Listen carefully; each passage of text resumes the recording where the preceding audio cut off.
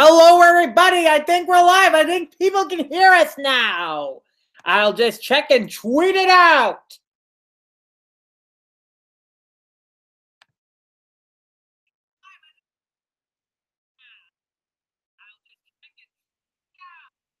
Hey, I heard myself. We are live. Hoorah!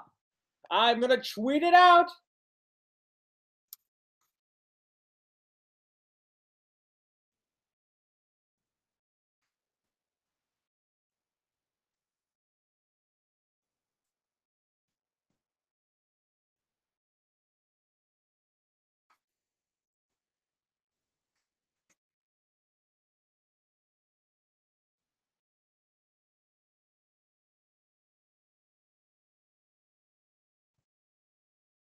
Okay. Yes, yes, yes.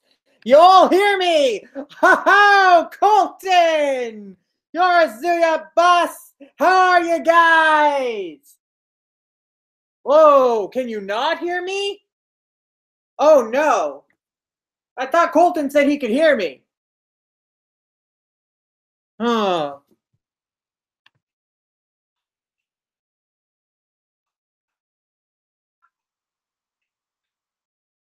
Oh, can you hear me now? Awesome. Yes, how are you guys doing tonight? That was the problem. I wasn't talking. I think there's a little bit of delay from when I'm talking and when I hear the chat. Yeah, there's roughly like a 20-second delay. Can you hear Weelord? He's coming down the stairs right now. So, Colton, you have the link to join the Google Hangout, right?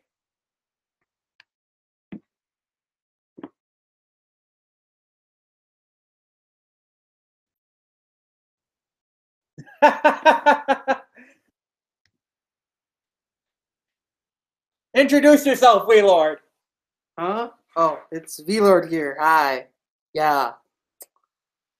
All right, Colton, I'm about to send the link to join the Hangout. It's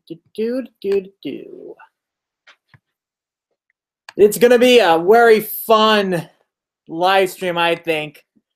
Johnny Boy, who's going to join us, who you may have heard him previously on the Pokemon Adventures podcast, as well as the At Movies podcast about Inhumans. He's a big superhero nut, and he was not happy about Justice League. So he's going to regale us with everything the movie got wrong about Jack Kirby's Fourth World New Gods and its legacy. It's going to be great. All right.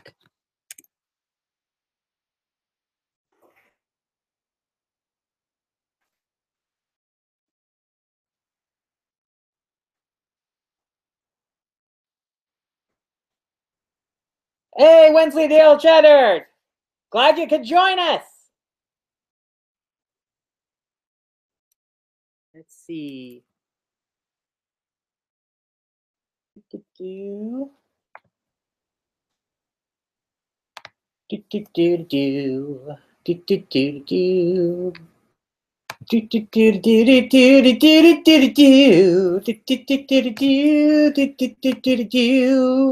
This is my first time doing a live stream, so I should have known that I had to do something to set up the night beforehand, but I'm glad that the problem was very easily fixed. Okay.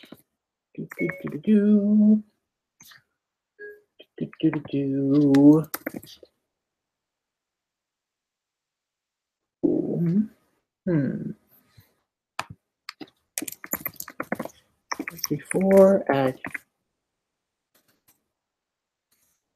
Did you send the invite to Colton yet? Yeah, that's what I'm doing right now. Okay. Okay, I sent the invite. So you should see it in your email. Maxie! Glad you could join us. Hi, Maxie. Woohoo! I should sing the Justice League theme from the anime series. Please don't. Da-da-da, da-da-da. Wait, no, that's the Superman team. How did the Justice League team go? I remember the Unlimited theme. Da-da-da, da-da-da, da-da-da, da-da-da. Da da da da da da da. Say it quite away, so see because you're my brother. Someone help me. Get me out of here. I wonder, should we switch this to video briefly and do some fun things? I mean, if you really want to do that unboxing, just do it. Yeah. What do you say?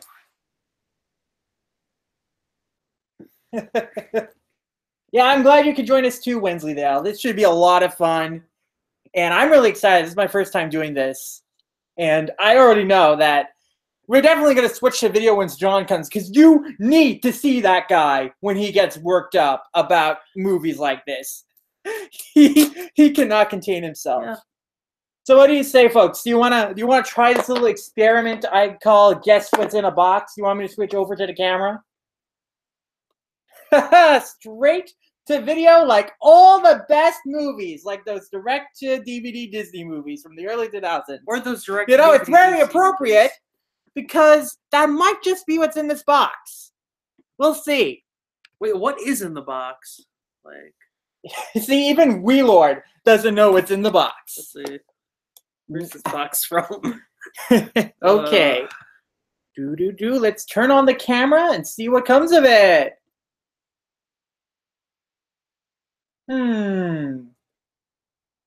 Yeah, I can see now. How big is the delay? Okay. Yeah. Huh, that is quite the delay then. Yeah, it's like roughly 20 seconds. Roughly 20-second delay. Okay, we're going to play the game of What's in the Box. I got this box today.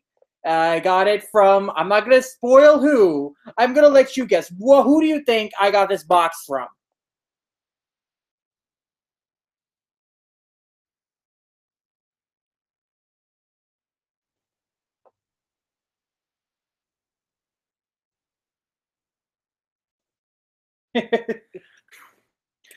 Guess who sent me this box? Who sent me this lovely white package? Not the most visually interesting package, but it's a package full of goodies all the same. Wait, what's the address on it? Don't spoil the surprise. Yeah. This is the first time I've ever been on camera on YouTube. It's about time I popped that cherry. Yeah, you gotta pop. I used to be nervous about showing my face on social media and places, but then I realized, hey, I'm showing my face everywhere in real life, right? What is the difference? Like, it's not that hard to find like pictures of people nowadays, so it's like you're not really hiding anything. So, no guesses for what's in the box. Do you think it's the Pope? Do you think it's really from the Pope? I don't know. I don't think so. Let's see. What does the address say? Oh, do I really want to show that? I don't really care if you see my address. But this is from David Jestiet from G Kids Entertainment. So what do you think I got from G Kids Entertainment?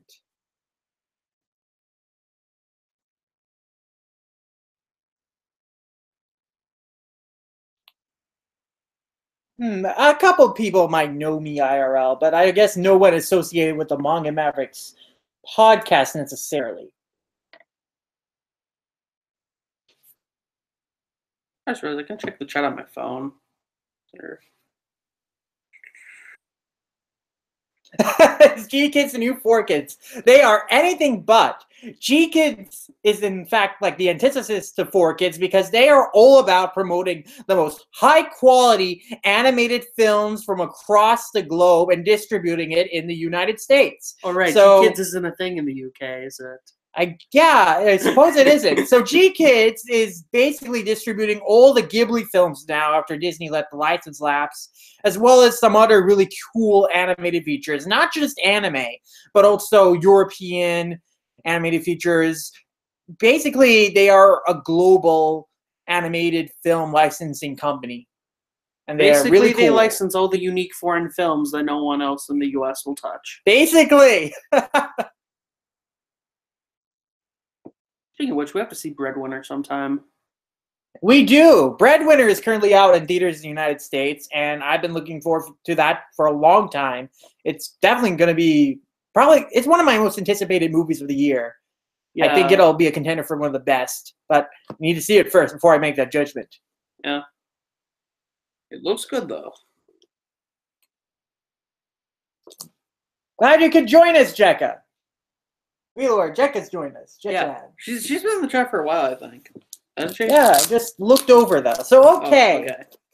So, we established I got this package from G Kids, some stuff I ordered. So, what did I order? What movies do you think I ordered from G Kids?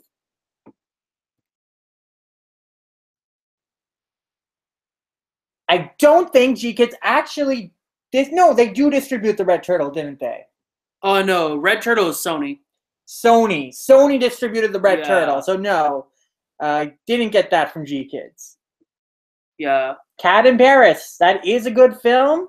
Is it in the box? I don't know. I guess it's like Schrodinger's cat. We won't know until we open it.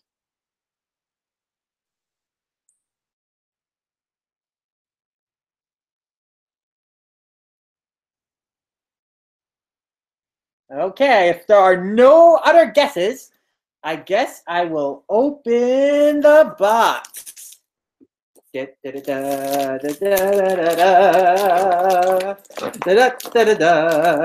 suspense is killing me. So it's not killing me as much as you're singing, but yeah.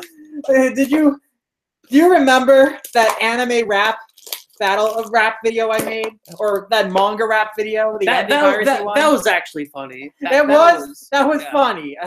It wasn't necessarily good rapping, but it was funny. Jeez. Did we show There's a lot of tape on this. You gotta make it secure. Did we show that video to John?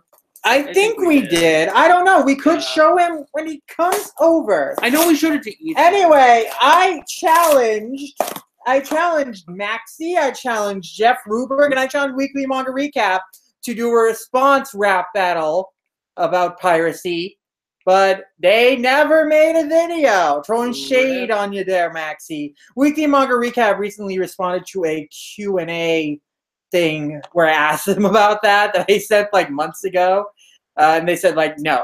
Nick flat out said no, which was funny. But yeah, so guess my attempts to start an anti-piracy rap battle challenge on YouTube failed. But I still like that video. I made it and it exists. So anyway, the box is open. Some first things that we're gonna look at here, I guess, is some nice cool art cards. This is a art card for Mary and the Witch's Flower. I believe that's coming out in theaters next month. Yep, January. Yeah, I'm looking forward to that. That's from Studio Ponic. It's basically a bunch of ex-Ghibli alumni who went off to make their own studio. And basically, it seems like a new Kiki's delivery service in a way. It's pretty easy to make that comparison, like witches, right? Young girl witches. And the so that. I'm looking forward to that. That should be a good time. I think this is another art card that is just from Mary and the Witch's Flower. And it's just got a thank you for your order message at the back. Wait, so did you buy this directly from G Kids or? Yeah, I got this directly from G Kids. They were having a sale on Monday. Yeah, I forgot their website has a store. Thank you. Glad you could join us, the Black Otaku. I have actually read the series Magi. Both of us have, and we love it. Yeah. He has actually finished it. I haven't finished it yet. Right now, I'm keeping up with the Wiz Media releases. It'll only take them like 4 more years. Probably. Yes. But actually, I think like 2. Because they release like 2 volumes a month. 2 to 4 years. Yeah. But yes, I love that series a lot. It was a treat to read, and I've just heard amazing things about the final arc. So I'm really looking forward to reading that. Yeah, hopefully Odaka returns to Sunday relatively soon. Yeah, I hope so. She's extremely talented. Wee's face fall excitement. Shame Chris about it. You don't have to do that. I think Chris made a joke about something he could actually sing a rap to, so he might actually make it after all, which I would be excited for and gladly love. So I hope he does do that. I can't imagine him rapping though. Yeah, I mean, I'm sure it was just a joke, but if he actually does do it, it'll be funny. Yeah. Oh, cool, Maxie. You're gonna do it one day. That's awesome. Yeah, I'm looking forward to that. I think you'll make a great one. Oh, you haven't received the invite yet. I sent the invite, I thought. I sent it to your Yahoo email, I think. Let's see. Don't you have to send it to his Google one? Google? I guess. Google Hangout. But I have his Yahoo email, I guess, saved. Let me look if I have the Gmail account.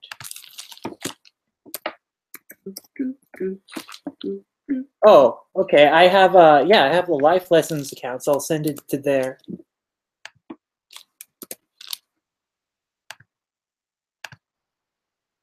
All right. So I sent an invite to your Life Lessons Gmail account. Hopefully, it'll show up there. Sunday does need to hold on to those big names. That's why I want Rumiko Takahashi to make another series. Renee might not have been the most successful, but, you know, she's still a big name. She still has made classic after classic. So I think that she'll make something awesome. Again, I mean, hopefully. I don't know if she's run out of steam or not. I like Renee a lot, but I do think that she should start to be a little more experimental from now on. Renee was definitely a return to form, a back to basics approach to Ranma half kind of storytelling. I think she could try, like what she did with Inuyasha. She went with a shonen battle series with a horror element to it. I think she could try experimenting. That'd be cool. Yeah, I mean, like, Renee had its own, like, things that made it unique. But at the same time, it doesn't have, like, the same kind of exciting flares that a lot of other Takahashi series have and what made her successful in the first place. Yeah, I think Renee is a lot of fun. I love the characters in Renee. Like, I think she did shake up in her character dynamics a little bit because Renee and Sakura are very unlike previous protagonist pairs. It's not like this hot-headed guy, hot-headed girl dynamic where they're constantly yelling and getting jealous. It's a little more, they're both a lot calmer, and that's what I appreciate about Renee and Sakura's dynamics, that they're a little calmer, a little mature. They have a different kind of dynamic. Even when misunderstandings happen, they're not like at each other's throats yelling at each other or hitting each other, you know? Which I appreciate. So I like their characterizations a lot. I just think that in terms of the story-to-story intrigue, it just wasn't as innovative as I feel earlier stories were in previous manga, like Ranma and Urusei Yatsura especially. Just from the tone of the series, too, it's one of those, like, anime manga that I have to be in the right mood to actually want to watch or read, compared to, like, Ranma or My Sanagoku, where I could pretty much watch that anytime I want and enjoy it just as much. Mm-hmm. Like, I just don't get that feeling with Renee.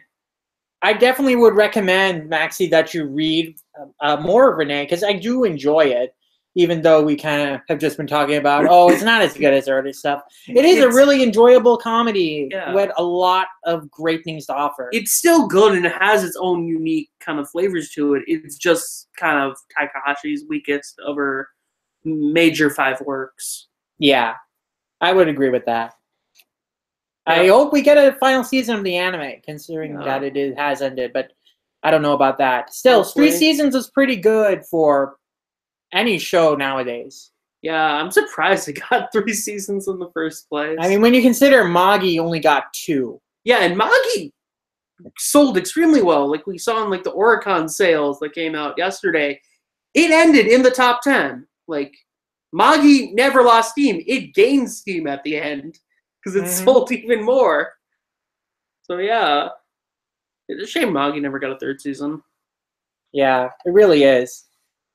Anyway, we want to continue the unboxing? Let's see what I got. Oh, this is some good stuff. So actually. first up is Ocean Waves. Nice. So the first thing I got is Ocean Waves. Now, what I've been doing this entire year, really, thanks to G-Kids showing the Ghibli movies in theaters, and just my own interest, just going down and hunting down the DVDs, is that I'm finally getting around to watching every Studio Ghibli film. And Ocean Waves is the last one. Now, I know it's not one of the theatrical Ghibli features, but it is a Ghibli feature. It aired on television, and I am definitely really interested. It also is come packaged with the Ghibli's short film, which I saw, I believe, in theaters with Spirited Away last year, and that's a lot of fun too. So another incentive to pick it up. After Ocean Waves, the only other Ghibli film I have yet to see is My Neighbors the Yamadas.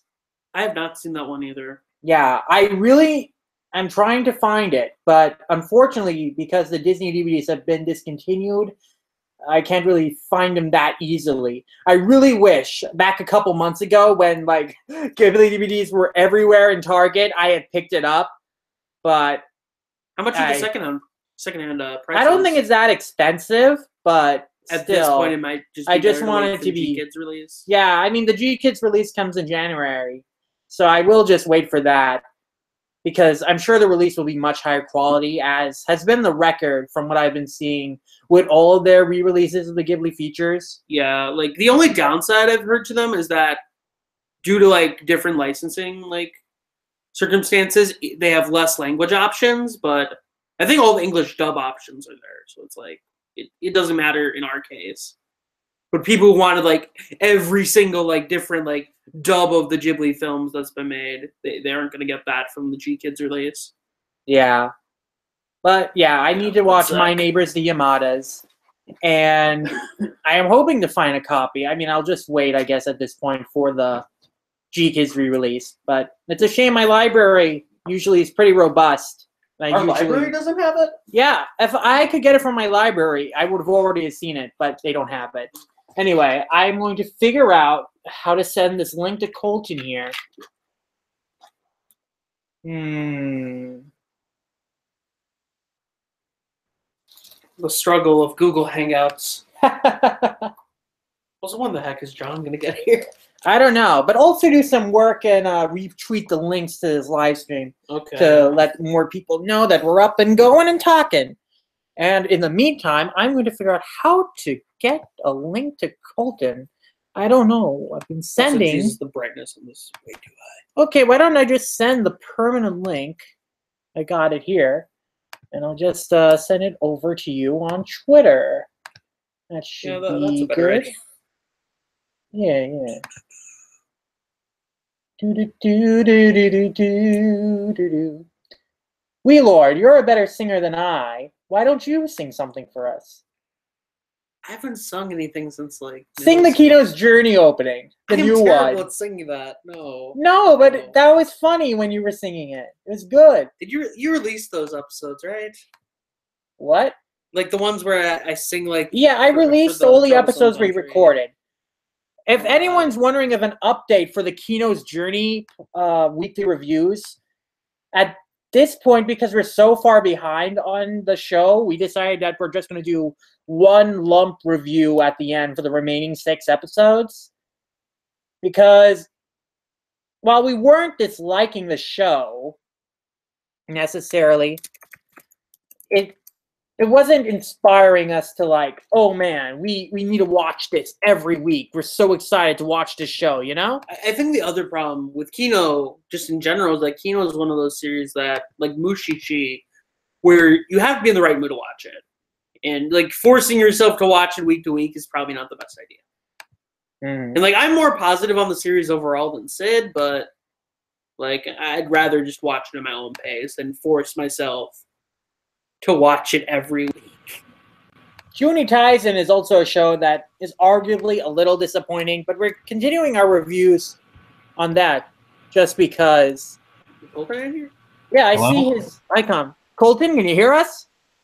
Yeah, I can hear you. Yeah, Colton's joined the live stream. Woo! Oh, I'm back from the Can dead hear us? once again. Can they hear Colton? I hope so. How are you doing, buddy? I'm doing okay. I'm just trying to get back into the podcasting game. I've been gone for a little bit. Life kind of hit me in the face, and I have to deal with that a bit. But I'm okay. I'm just punching the face that is life. Get back to recording stuff in the next couple of weeks here or so. So I'm really happy to be here. Looking forward to recording stuff with you again. It's been far too long. I really miss it. How are you guys doing? Oh, we've been keeping busy, me especially. I'm pretty swamped with work, and but I'm still pretty much in a good mood though, which I'm glad. I think just in general, That's good. yeah, I'm feeling in general positive, which previously I've been in bouts of depression, but like even I'm not like doing perfect. Like I'm still having problems with things, but right now I'm just feeling good about doing work and what I want to do. I feel you there. Yeah. I'm unusually energetic today, though. I'm not usually this jazzed, but I think that's just because this is something new and exciting that we have never done before, but I've always wanted to try. Yeah, I'm not very used to live streams, which is why I'm probably going to keep my camera off for most of it. Yeah. Shy, honestly. I don't know how we share the camera if we were to have. Oh wait, no. Because basically, whenever whoever's speaking, it'll switch. Yeah, I'm Even when sure. Colton's speaking right now, it just switches. I'm sure I've seen some live streams wherein we can have multiple cameras up at the same time. Yeah. I definitely have seen live streams like that. Usually for those though, like people are just using like XSplit and stuff. XSplit? I guess that's something to experiment with. I mean, I was looking at all the media encoders for the streaming, and a lot of them it cost money, and I didn't want to spend money on just use stuff XSplit. I didn't know. XSplit's So like XSplit's free?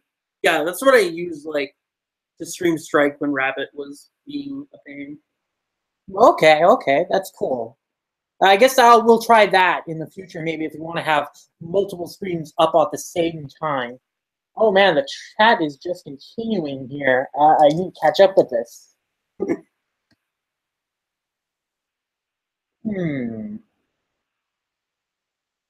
Yeah. I feel you there, Yorizua, Maxi. Kino's Journey didn't really drop off. It is really disappointing. Have you seen any of Kino's Journey, Colton? Colton? You alive, Colton? Rip Colton. Interesting. Well, just to continue my train of thought. Anyway, yeah, Kino. Oh, Colton stream froze. Okay. Oh, now I can hear you. He's alive. I think. Maybe. I think. Possibly. Like, talking about Kino, though, like, this adaptation's kind of a mess.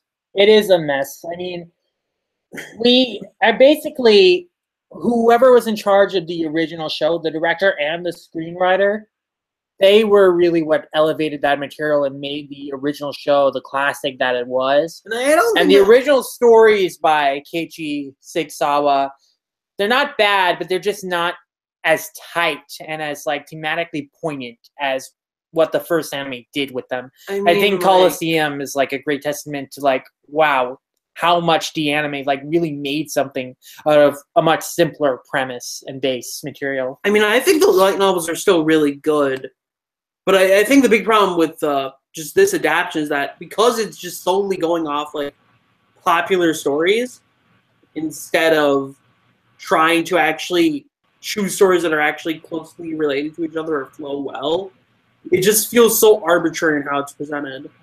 I think even then they're crunching a lot of these long stories into single episodes, which doesn't work. Like Coliseum was like one of the big like offenses, but like even beyond that, there a lot of the other stories have like these long monologues that are just completely removed because there's just not enough time. Nice to meet you too, Hoven. Yes. Rivals will keep pushing each other farther and farther, just like all the classic shonen rivalries. Goku and Vegeta, Sasuke and Naruto. Joe Yabuki and Rikishitoru. That's in a Jump rivalry, Warren. Oh, right. But Joe. that is a classic one. I For anyone who has shonen not rivalry. read Ashina no Joe, that is a classic. Everyone should read Ashina no Joe. Yeah. 50th anniversary is next year, and maybe we'll do something for that, hopefully. Yeah. Hopefully that Megalobox anime is good. You should totally ask Sam Wensley Delhoven. He's totally open to it. He's an awesome guy to talk to. I'm sure he'd love to be on if you asked him. Let's see.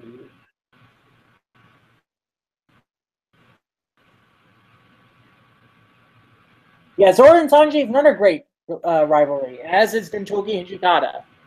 Or Gintoki and Takasugi, if you want to consider that a rivalry. I think you can, basically. One day I will finish Gintama.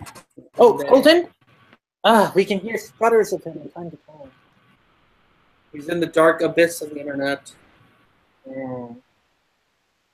Man, it's a good thing that those guys are late. Oh, There they are. There they are! Wow! Okay. Right on time! Time for me to go kick John's ass. That was serendipitous! Oh my. That is great. Anyway, why don't we quickly finish up seeing what's in the box? Oh, Colton? Oh. Okay, let's finish up seeing what's in the box. Can you hear me still? Oh, I can hear you. Can you hear me? Colton? Which delay? Okay, you can hear you now.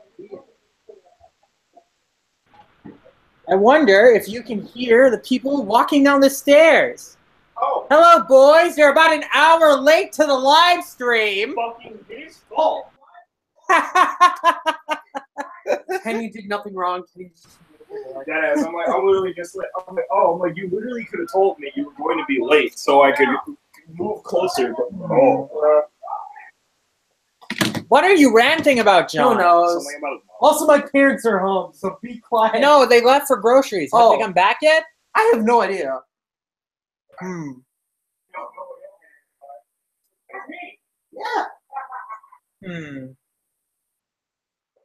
Maybe you can try, Colton. Maybe you can try logging off and rejoining, or like I don't know, exiting and re-entering the call. Maybe that will do something. I bring you the greatest system on God's green earth. Huh? Oh, John, show that on the camera. All right, kids. I bring the greatest system on God's green earth, the Virtual Boy. This is Wow. I got it last week for $200 plus, literally half the library. Gamer has I plugged them on my Twitter page. I brought all the games for it too. The game in here is Wario Land because I love Wario Land. But this is Gunpei Yokoi's Rushed Legacy. And let me be the first to tell you, everybody that I've made play this. Hello, Kenny. That's not Samuel Conqueror. That's not Samurai Conqueror. It's close. It's close enough, though. I'll tell you. The eye strain thing is actually a complete myth, and it only hurts your eyes as much as literally anything else that has 3D. Because holy crap, 3D hurts your eyes. And so just take breaks after every 30 minutes, like you would with a 3DS or a 3D movie. Because, geez, guys, it's not bad. My little brothers can back this up. My friend Eunice can back this up. And just go. All of you. Spend this. Don't go Shy, who's famous on YouTube, will not back me up because he is a liar and likes to make me mad. But he didn't have anything. He didn't find anything wrong with it. He's not famous. Well, He has more subscribers than we do currently. I mean, he was legitimately famous at one point, and then he stopped making. Well, he had the one stalker guy. That was about it. No, like okay, here I'm back. Yeah, Oh, so guys, quiet down. I'm trying to hear Colton. Oh, he's joining us. Can you hear me? Oh, he's my co-host on Manga Mavericks. Oh yeah, as you know. Oh crap! I can't fit. No, we'll move Just sit on the Kenny. computer. Okay. No, we'll move this table backwards so we can all fit. All right. I also found some lights. That's a Yeah, giant lamp. turn Just on that it light. That will be good. Yes. That will be It good. should be that knob, like right there. It's not plugged in. Oh, we need to figure out plug it in there. I'll take off the- configuration for all of us. All right. Are you Okay. gonna like push that back? This light or that? So it's always real. I'm just prepping my hands.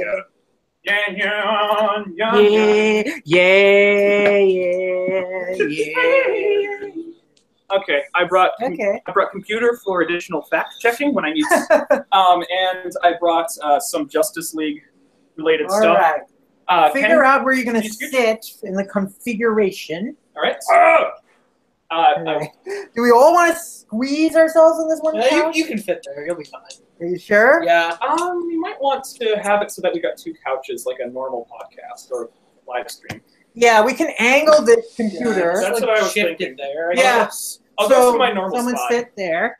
This is going to be my Angle home. this. But be careful of the wires.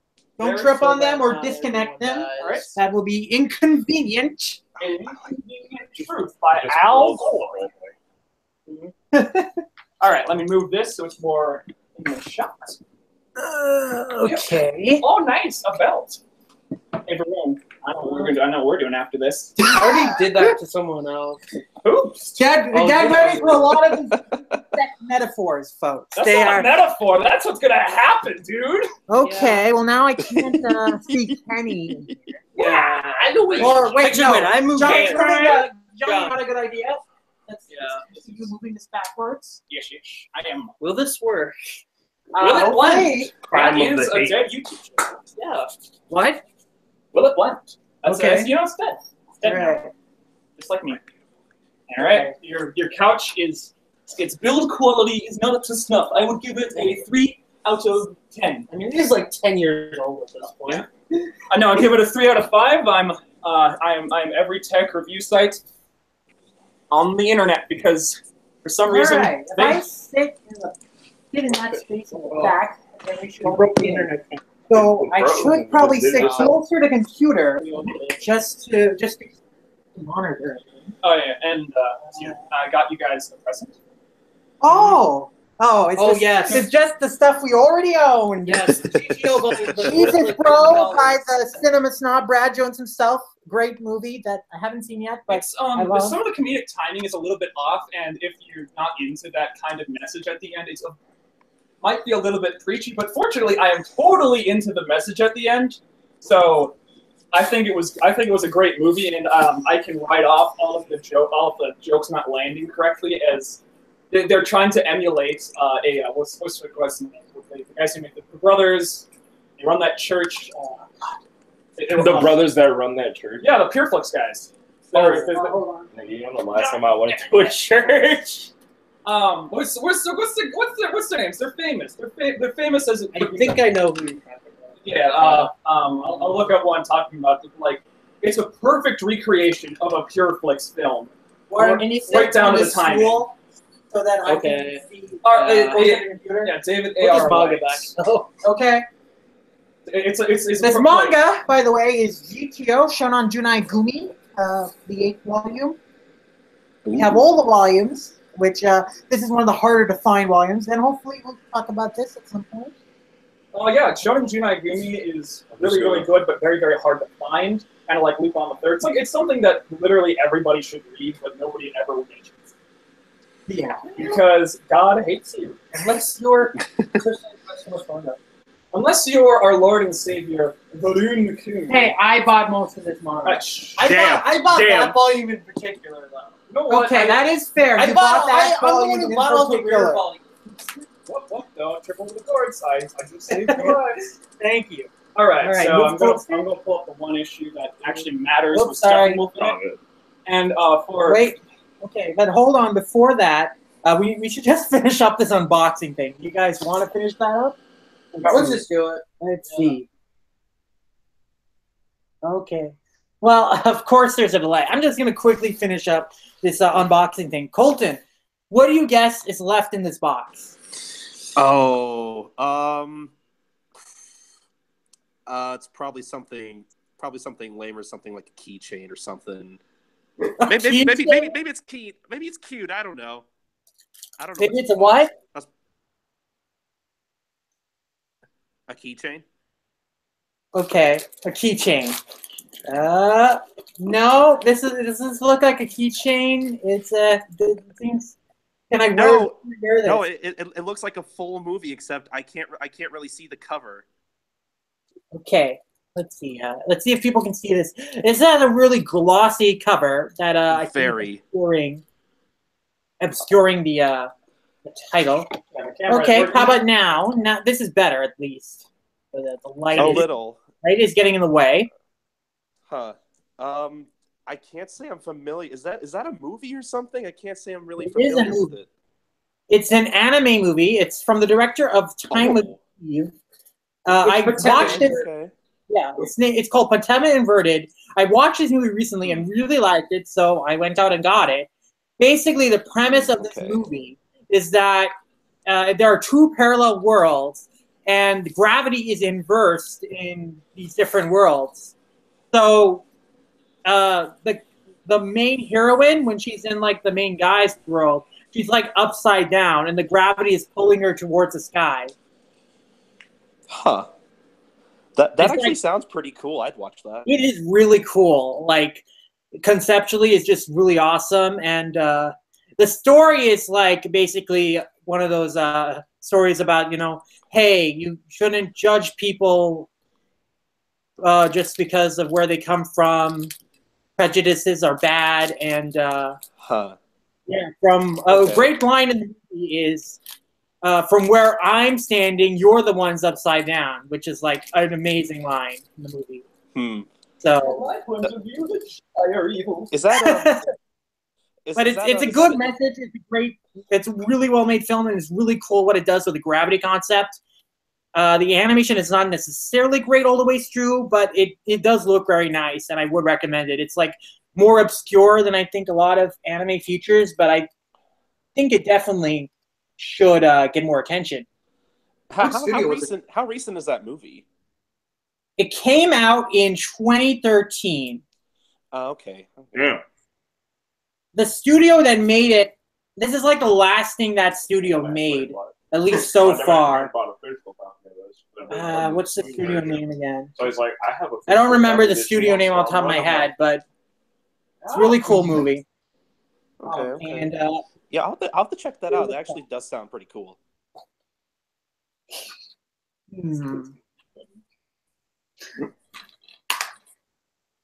Ultimate Universe.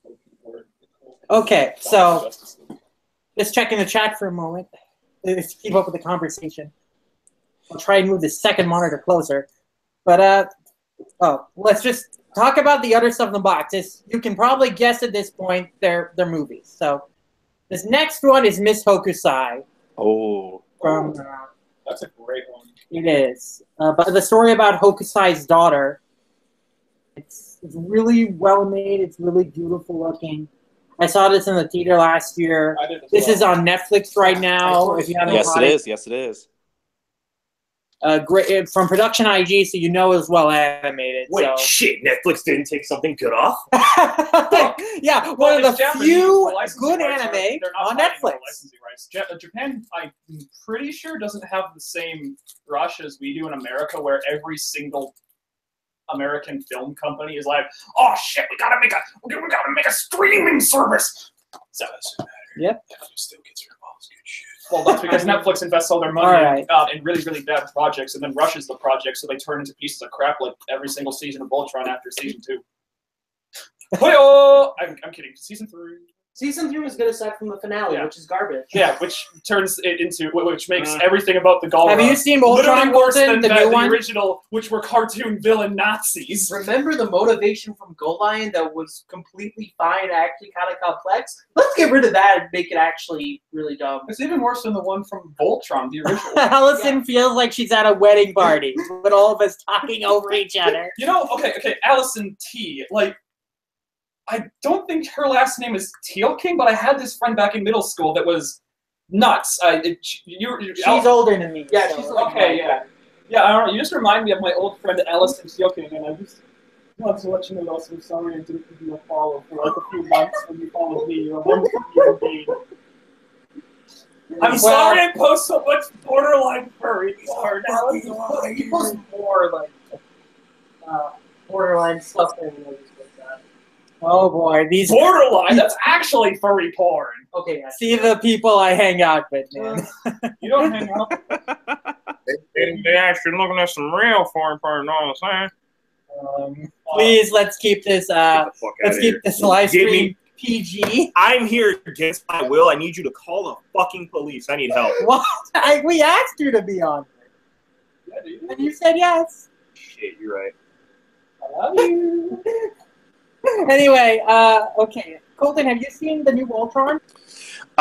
You know, I watched the first episode of Voltron, and I watched it not knowing it was like 90 minutes. I thought I could get the first episode out of the way and like go to bed that night. And I was like 40 minutes in, and then I realized, oh shit, this is really long. I guess I'll tough it out. And I fell asleep by the end. So I want to give it another chance at some point because I was really not in the right mindset to try out Voltron that night. But I do want to try it again at some point. Yeah. The last episode of season 3, where they give the backstory on Zarkon, was it made me a little furious. I was not happy with it, and we ranted about it on a podcast. And like many of the At Movies podcasts, I have yet to release, but will eventually. Maybe by the time season 5 comes out, even though season 4 is already out. Have you ever seen the Spider-Man one yet? Not yet. Yeah, That because somebody asked about somebody on Twitter asked about the Rantian philosophy, the movie we're going to discuss, and like I went on a whole soapbox about Spider-Man's Randian origins and how Steve is actually very close without being absolutely terrible. Like close to Spider-Man's origins with Steve Ditko thinking that A is A and Rand Alan Sharp and all that shit. So. Yeah, I really should get out that. I should get out of these podcasts, but especially those these really superhero long ones. That we haven't Yeah, talked about. the really long ones. That Spider-Man one, I mean, that's going to be like 2 podcasts because for the last hour, we just ranted about Sonic comics and Archie comics. What about like the Wonder Woman one where we were all just like sleep deprived? Oh, Wasn't God. Jason in the background of that one? Jace was in He the was. background. Oh, God, that's so hilarious. I need to get on editing this stuff, That but one I is just probably gonna don't be really have the hard to time edit. right now. I have to work on my thesis film, and and I'm behind on that, so I need to. That one's probably gonna be really hard to edit. Remember we tried using pipes for that one? Well, no, it's fine because they recorded the same audio. Yeah. It's just to test, like, what position the mic was best at, so it'll be fine. So I guess we can do one track. Anyway, let's just finish up this unboxing thing. This last DVD is not anime. Oh, Have you heard of this one, Colton? I have not. Somehow the box art looks kind of familiar, but I don't think I've ever seen the movie though. This film is called Chico and Rita. It is a film from Fernando Truba and Javier Marcical. Javier is probably his, and it's basically about late 40s, early 50s Cuban culture, and the story of like these 2 musicians, the piano player Chico, and a beautiful singer Rita, who has like an amazing voice, and they basically like make a name for themselves in Cuba, to New York, but their paths start to diverge a little bit there as their careers kind of veer off in a different direction. They have to separate. So it's a very bittersweet like story of love and music, and also kind of exploring the Cuban music and its origins and popularity in the 50s, and also like discrimination against Cuban immigrants in North America. it's really rich with a lot of great material in themes and subject matter. Wow, It's that does sound definitely- interesting. Yeah, it's a really brilliant, beautifully animated film. Highly recommended. It's not anime, but it's an amazing piece of animation. But it's made, Yeah. it's by people that are borderline Spanish. We can't have that in our ethnically superior Hispanic-free America. What are you on? I, I'm reading Richard Spencer, Ethno-State Doctrines, or whatever he writes. no, I've been reading his followers' doctrine. Richard Spencer, I believe, is a very, very misguided human being that is not a complete Nazi, but his followers. However, To answer your question, Allison, I am making a thesis film for my animation degree. And what the film will be about is it's actually a magical girl short. And I'll be doing a little more details as the project gets a little more underway. Well, the power is actually evil, and they kill each other and stuff. It'll be just like Madoka. Yes, the subversion of the magical girl doctor. It's something that's never been done before. It's never Yeah. happened. It never happened in Sailor Moon or Cardcaptor Sakura either. Phantom Totally Thief didn't. John. Those are not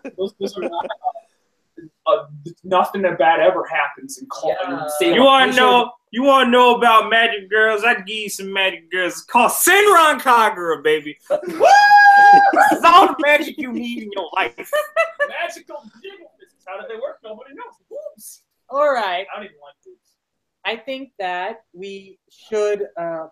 We got done with all this unboxing finally, and we have all the crew together, I got what and I got. we got took 4 years. yeah.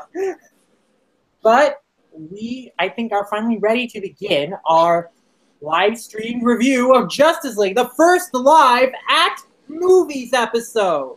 It's gonna be a train wreck. I got some special. I'm already Don't ready laugh to at beat me. my own ass. I got some special materials here. I got Joe Kelly, the creator, if you will, of Deadpool's darker take on the Justice League Elite, which shows how the heck to actually do a dark Justice League right. It's a Justice League Black Ops team that does things that the Justice League couldn't do because of publicity purposes. But it's them trying to do all this terrible stuff without becoming horrible people themselves and becoming like the villains that they hate. Joe Kelly is also famous for writing every good Deadpool comic ever, and What's So Funny About Truth, Justice, and the American Way, the quintessential Superman comic. I got Batman Incorporated, which is that's how you do an old Bruce. That is, oh boy, I love me some Grant Morrison, and I got some Batman R.I.P. just for some extra Grant Morrison-y goodness. You can never have too much Grant Morrison. And Batman Year One, because they want to be Frank Miller, but they can't do it. Back when Frank Miller was okay. I mean, they're not as bad as actual Frank Miller, but they're, oh God, they don't understand a thing. I got for craps and giggles, I got Aquaman by Jeff Johns, because a lot of the scenes with Aquaman are actually kind of lifted from here, except this does it well. Yeah. And the whole point of this first volume is, hey, normies, you hate Aquaman? Well, we're going to address that, because you're stupid. A better approach than the movie, for sure. Jeff Johns is kind of hit and miss sometimes, but usually he can hit it harder when he really wants to. Yeah, like JSA to Aquaman just hit it, boom, right out of the park. Or like any of his Green Lantern runs. Oh, Like, God, yes. Or Yeah. Forever Evil, you can take it or leave it. I like it personally, even though it's a bit dark. But Forever Evil's okay. and I've got How Superman and Batman Should Interact, the movie. World's Finest. Another healthy. You can show all the covers. They're friggin' amazing. This is David, not David. Who's the guy that did the art on this? He's Brian Boland, I'm pretty sure. Whatever. It's good. It's good. It's really good art. Look at that Lex Luthor and Joker. They're so cute. I ship it. And that's my favorite. That's my favorite World's Finest cover ever. And another worthy contender for a World's Finest thing would be Superman and Batman World's Finest Enemies and Allies, the audio drama, or the World's Finest episode of Superman the Animated Series, Batman the Animated Series. That's what it's called. It's cool. Got the Origin of the Justice Society of America that I just picked up for $15. Whole dang. Because Justice Society is the very first, that's them getting together and shit. And because even though this is totally not related, Justice League International, because oh boy, I love me some boys. I love the boys. They got Animal Man, and they got Booster Gold and Blue Beetle, and they got Mr. Miracle and Big Barda, my waifus. And it's got campy Green Lantern. And it's got Power Girl beating everybody up because she thinks it's really, really fun. Because Power Girl's a great character, and anybody who says otherwise, probably faps to her boobs. Which you shouldn't. To answer your question, Allison, if this is part of the manga we're drowning in, no, because it's not our manga, it's his manga. Yeah. And it's not manga, it's comics. They've actually got more comics than I do somehow, of like not like in terms of these kinds of things, because In terms of like trade paperbacks. Yeah, trade paperbacks. But thanks to some nice acquisitions from uncles, Half Price Books has these. They whenever somebody brings in their stuff, they collect all of them together by run, which is how comic books are collected. Like one writer will do something called a run. So there's Hickman's run on Avengers. There's Johns and Goyer's run on Justice Society of America. So they'll like put them all together and they'll sell them at a set price. And sometimes they don't know what the heck they have or how good it is. So like I got World's Finest from Half Price Books for like $2. I got the entirety of Squadron Supreme, which is it's the anti-Watchmen, and it's absolutely fabulous, and I like it more than Watchmen. I got that for $12 for 15 issues. It's really good. Yeah, just do that. That's how you get comics. You have uncles who collected, and you go to Half Price Books, or you can support your local comic shop like a good boy, which you should do. To answer your question, Wensleydale, we'll be streaming for, I think, a couple hours, at least 2 hours at this point. We haven't even started talking about Justice League. Justice League? And to answer your question, Allison, that is not manga behind us. That our collection is far too vast. Those are our DVDs, and even then, just our DVDs of TV shows, not movies. And then there's some other stuff over this side. But yeah, we should really get started talking about Justice League. What do you think, Colton? Sure. I mean, I guess we have to. Eventually, at some point. Spoilers, it's bad. I can. I can. It's over. Stream's over. Fuck it. Turn it off. I can preface this with talking about what's been going on in the comics industry to lead up to this, and Please do.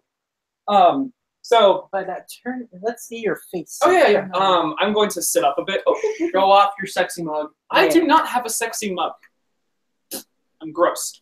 Anyways, this year, in case you didn't know, because you are a bad person who does not pay respects to good people. I mean, I bet you all know. I don't know the whatever anniversary of Dr. Seuss's death. I don't care. It is the 100th anniversary of Jack Kirby. This he's the guy who created Captain America, died in the Fourth World. He created these just friggin' the Fantastic Four. He was very, very heavily involved in the creation of Spider-Man, although it was basically just the Fly at that point. Yeah, he's the god of comics for a reason. Stan Lee had nothing on this boy, and Stan Lee actually did do a lot. Ish. I know I probably contradicted that a while back, but Stan Lee did stuff occasionally. So it's Jack Kirby's 100th anniversary. And Marvel, of course, in their wonderful, we gotta appeal to the millennials who do not buy the comics but watch our movies way. They've been trying to.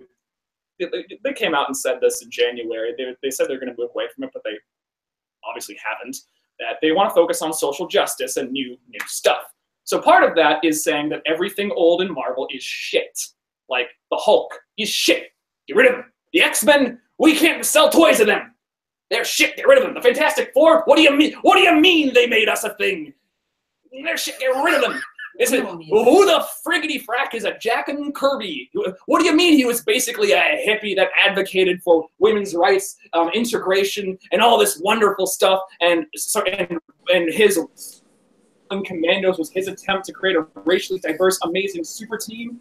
We need to get rid of White Nick Fury and kill off all the Howling Commandos because that is racist if they are led by a white dude who may or may not be Jewish. We didn't check on that, but White Nick Fury's the Watcher now, and he's gone. Bye. So yeah, so and DC on the other hand has been doing lots of great Kirby revival stuff. So the Kamandi Challenge, which is all these artists and writers like Bruce Timm or Neil Adams that were inspired by the works of Jack Kirby, have been writing an issue of Kamandi, eventually leading up to where Kamandi society went and why he's the last boy on Earth. It's awesome. It's so good. There's a new God series. There's all sorts of great Superman comics that tie into Jack Kirby's run on Superman's pal Jimmy Olsen, which was the beginning of the book. Yeah. So, and as you might, I've mentioned the Fourth World a lot. In this movie, it's supposed to be This is a Fourth World movie. It's leading up to Apocalypse and Darkseid. So before we start this, and just for the benefit of everybody here, because I'm going to make some comments on it, and it's actually important to know-ish, I guess, for the movie, because the movie doesn't explain any of this stuff at all.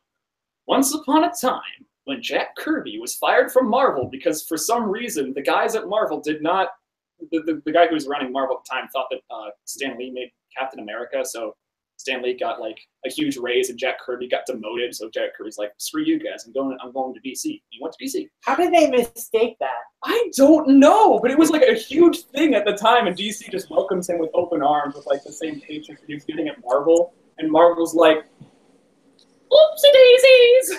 And then Jack Kirby goes on to create what he was going to do in the Thor comics called the Fourth World. So the Norse gods, it's never actually explicitly stated that it's the Norse gods, but I mean, the issue I've pulled up, I'll read it. In the beginning, the new gods were formless in image and aimless in deed. On each of their 2 new worlds, their races had sprung from a survivor of the old, the living atoms of Baldur, who is he's a Norse god. He's a son of Odin. One of his brothers is Thor. He's not in the Marvel movies because reasons.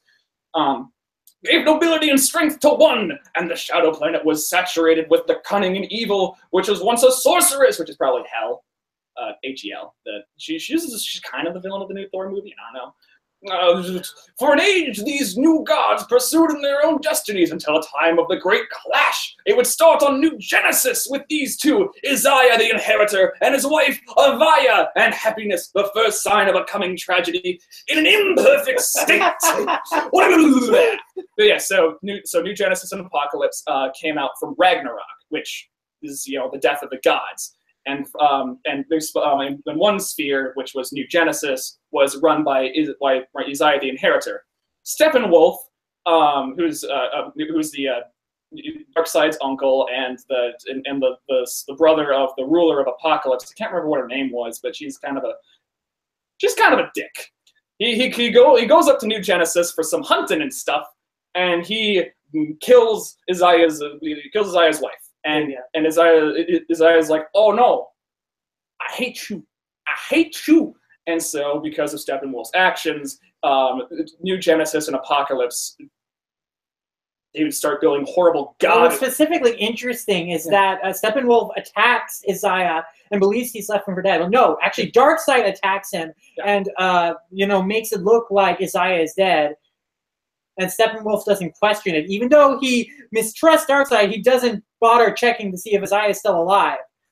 What leads to Isaiah starting this great clash, this war between New Genesis and Apocalypse. And this is all a big scheme by Darkseid to kill off both Steppenwolf and his mother so he can take the throne of Apocalypse. So basically Darkseid cucked everyone. So this is basically Darkseid's origin story, which to me was really fascinating. I'm glad you linked me this comic because I have never seen Darkseid's backstory in any animated or film interpretation before. But this is really interesting, his origins. And then reading up on Wikipedia or just more details about why Darkseid wanted to kill his mother because she was complicit in the death of his first wife. She ordered that. Because really interesting to me. That's also that's also going to come up in why the war ended and the pact and why he was so why he was so ready to give away Orion in the first. Yeah, because that's the son of his second wife, Tigra, who didn't want to marry, who his mother forced him to marry Tigra. Mm-hmm. And so Orion, so he's like, I don't give a shit about this boy. Take him, you piece of shit. I'm going to get into that. And he also had a third son, which nobody cares about because Also to provide context, this isn't a thing anymore. and it isn't a thing in the Justice League animated series, where all of this is a very, very important and done very, very well. It's like the opening of season 2 of Justice League has all of this in 2 episodes, 2 20-minute episodes, and Brainiac. So you know it's good. In those worlds, Apocalypse and New Genesis aren't on an extra dimensional plane, like where heaven or hell would be. They're planets that you can fly to, which in this one you can't. In Jack Kirby's original creation, you can't. The only way to reach it is to punch a hole through dimensions using the source of all things, the Source. Well, yeah. So Isaiah the Inheritor and Darkseid's mother on Apocalypse start creating these horrible war machines powered by suns and galaxies that just to kill each other better. These horrifying machines, these monstrosities that will take lives and energy from various galaxies on lower planes of dimensions and just convert them into fuel to power these things. All just because Isaiah's wife is dead. And so eventually Darkseid is like, this kind of sucks. I'm kind of done with it. Mom, can we be done? And Mom's like, no. Darkseid on a hunting trip with Steppenwolf is like, you know what we should do? We should kill that Isaiah fellow. We should just kill him. It'll be a great time, you know. It should be easy. It'll be fun for the whole family. You kill his wife. It's not that hard. And so he and the Hunger Dogs of Apocalypse go out and do the thing. Let me get to the page itself. So Darkseid steps back and makes sure that Steppenwolf and Isaiah have close quarter, because Darkseid knows that Isaiah is way more powerful than Steppenwolf could ever hope to be. Steppenwolf's just this dude that just sits on his dogs and is like, ha, I killed you. Where was his dogs in the movie? I don't know. The Hunger Dogs of Apocalypse are actually a really, really big thing. Like, they made sure to feature them in all the Apocalypse-related stuff in the Justice League movies. Like, they're in so like before they'll send out the female Furies, and after they send out the Parademons and have like the explosions and shit, they'll send out the Hunger Dogs of Apocalypse, which with highly trained soldiers on each of their backs to slaughter and kill everybody, and then they'll send out the female Furies to wreck the rest of it and mop up everything else. The Hunger Dogs are a very, very big thing. That is the elite fighting force of Apocalypse, and Steppenwolf leads them. So it makes no sense not to have them in the movie. But so Isaiah is like, haha, I'm gonna kill you now, after he kills Steppenwolf's dog, and after he kills Steppenwolf, he realizes that he has literally no reason for living now. He is the inheritor, but the inheritor of what? He's destroyed his world. He's destroyed galaxies. He's made all the mistakes of the old gods, the gods that warred amongst themselves. And so he rejects war. He rejects everything, and he goes out and into the desert and tries to find himself. And he comes across this one wall in a Prometheus or 2001: A Space Odyssey kind of way. This wall is the Source, and he calls out to it and says, "If I am Isaiah the Inheritor, what is my inheritance?" And from the wall, the answer comes, boom, the Source! And across the wall, a hand of flame brings Isaiah the Unifriend, which is, I mean, Jack Kirby, he was not the best writer, but his concepts, his arts, and the way he presents everything, oh my gosh, he is, mwah. And so, to bring an end to the war, Isaiah takes up the staff of peace, a shepherd's crook, kind of, very Jesus-like, and decides to says to the new ruler of Apocalypse, well, the Darkseid, because he's killed off his mom at this point, is like, hey boy, let's stop destroying lower planes of existence. And Darkseid's like, okay, but you gotta do an exchange. I want a new son. I don't like my old ones. Bad one. So he's broken. Give me a good one.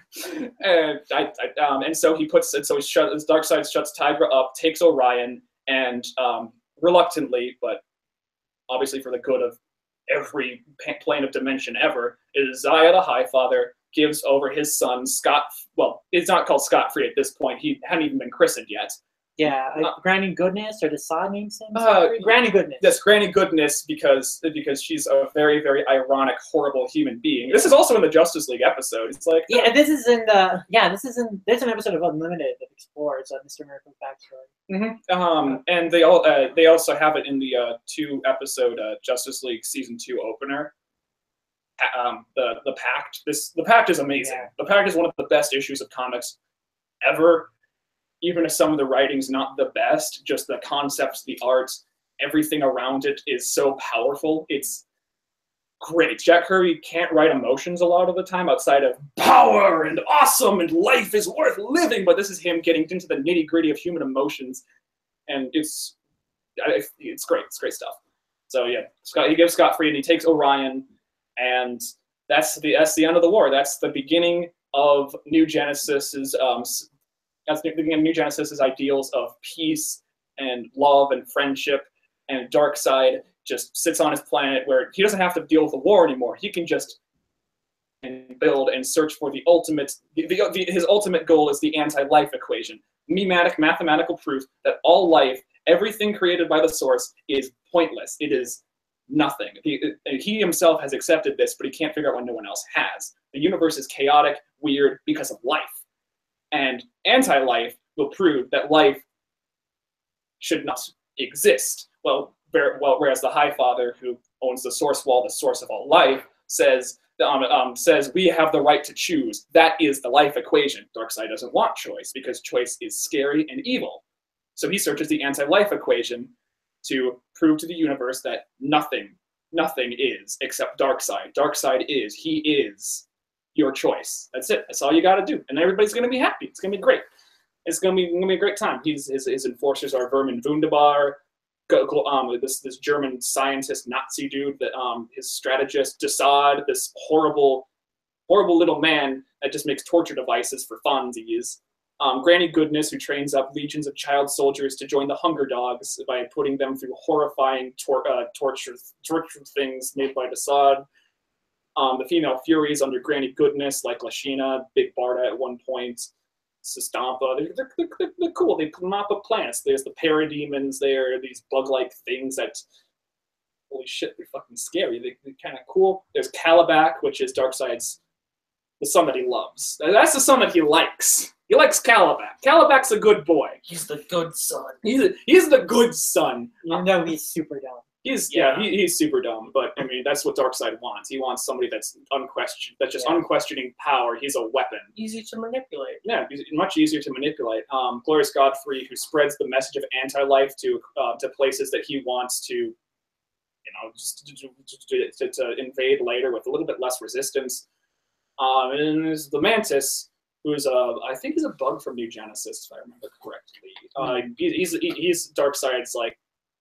He's the weakening force. You send Mantis, he sucks up all the energy, and then uses it against the places that he wants to blow up, and then accesses his invasion force in full. So that's Darkseid's Legion. That's why all this stuff is happening, and semi-related but unrelated to the Justice League episode on New Genesis. New Genesis has all of New Gods live on a plane higher than the actual Earth itself, so they don't have to mess with it. And one problem with this is that other intelligent races have evolved, but they have no society, and they're completely snubbed by those on New Genesis called the Bugs, run by this guy called Forager. They don't do anything with it because New Gods and the Fourth World was canceled pretty quick because fuck you. And that's the thing. Anyways, that's the New Gods. Just remember, the things you need to take away are Steppenwolf is all he does is he's a plot device for Darkseid and Isaiah the Inheritor's inheritance. This is that he was the only thing stopping them from reaching their inheritance. Once he's out of the way, yeah, that's it. And Darkseid's main motivation is the anti-life equation. And that's what Apocalypse searches for.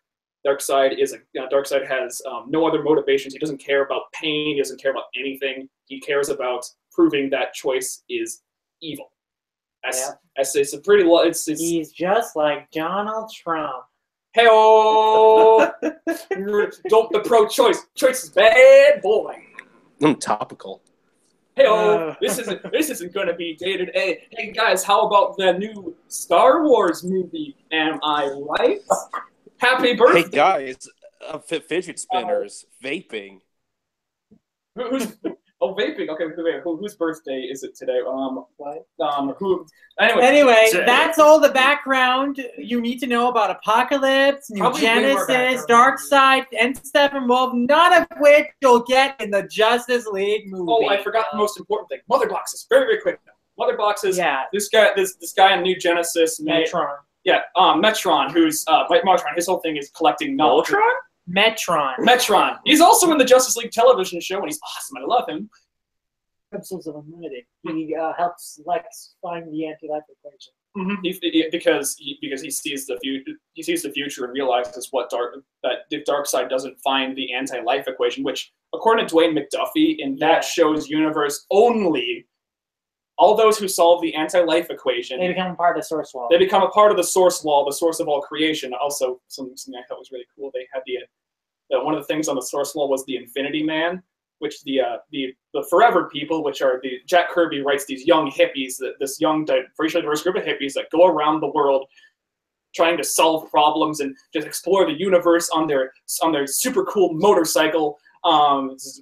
Like Sky, I think it was called the Super Cycle. So they're a hipper, more ethnically diverse mystery team, Mystery Incorporated. Yeah, basically, that's basically what they are, and like they're overtly hippies. The whole point of the Fourth World was change is good, hippies have a point, stop war, it's bad, because this is during the Vietnam War. And Jack Kirby's a guy that fought in World War II. So Marvel, by taking out his characters, you're saying that you support the Vietnam War, you bad boys. Mother boxes, Metron puts the source inside of boxes. Like, it's God. It's God in a box. Merry Christmas. God in a box. Happy birthday. And it's also your mom. It loves you. It's your mom in a box. Happy birthday. And they create boom tubes that punch holes through dimensions using the source through it, and that's how they travel between worlds. Darkseid doesn't have any outside of the ones that Metron sold him, so that's a thing. So about three or so on Apocalypse, and Darkseid has control over all of them. He's like, okay, take this one if you're really good with it. But most of the time, he's just like, I'm gonna boom you in and out. I'm not gonna give it to you. Fuck you, you asshole. It's all extremely interesting, and no one in the chat is understanding. Everyone, just read Jack Kirby's New Gods. It's really good. Yeah. Issue 7 is the issue where most of this information we've been talking about is from. Really good stuff. On the topic of mother boxes, though, I find it funny that the episode of Justice League Action where Joker steals a mother box and starts ripping through dimensions with Lex Luthor makes way more sense and explains mother boxes way better than the Justice League live action film. Yeah. Colden, have you watched Justice League Action? I haven't, but I keep hearing about it. Isn't that airing on Cartoon Network right now? Or I guess airing at 7. Yeah, it's airing in the same way Sonic Boom is airing on Cartoon Network. Sonic Boom isn't even airing on Cartoon Network anymore. It's on Boomerang. But Justice League Action is the current Justice League cartoon, and it's really funny, and it's also really good. It's basically the Brave and the Bold of Justice League. Yeah, it's basically like Batman, the Brave and the Bold. But it's Teen Titans. Yeah, combined with the original Teen Titans. So it's a lot more humorous, but its takes on the characters are just so good. And I gotta tell you that all the episodes revolving around Apocalypse and the Darkseid, New Gods, and everything in that show is way more entertaining than the Justice League movie. So, I don't doubt it. Definitely watch that show. It's really good. And keep in mind how confusing all of my explanations were and how they probably would need about 3 movies to go through all of that. Yeah, because those are all things that are actually completely integral to the plot that they also shit on too at the same time. Yeah. It's bad. It's not a good idea to take these things that took. Okay, there are 4 comic books that were exploring them all at the time, so like 4 comics running concurrently for about 15 issues that were never even completed, kind of explains it. So you try to make a movie with like no actual. That's something to say, Kenny. I just want to say, why does Steppenwolf, excuse me, look like a raider from For Honor? He wasn't even This man looked like some rare level 50 gear for a character from a video game that people don't even really they play. used his original design. They also had another design that they were going to use for him that me and Kenny were looking at. Here's what they were going to use for his design. They can't see it on screen. They can't see it on screen right now because let's see if I can turn it and see if it works. Try. He doesn't even look like that.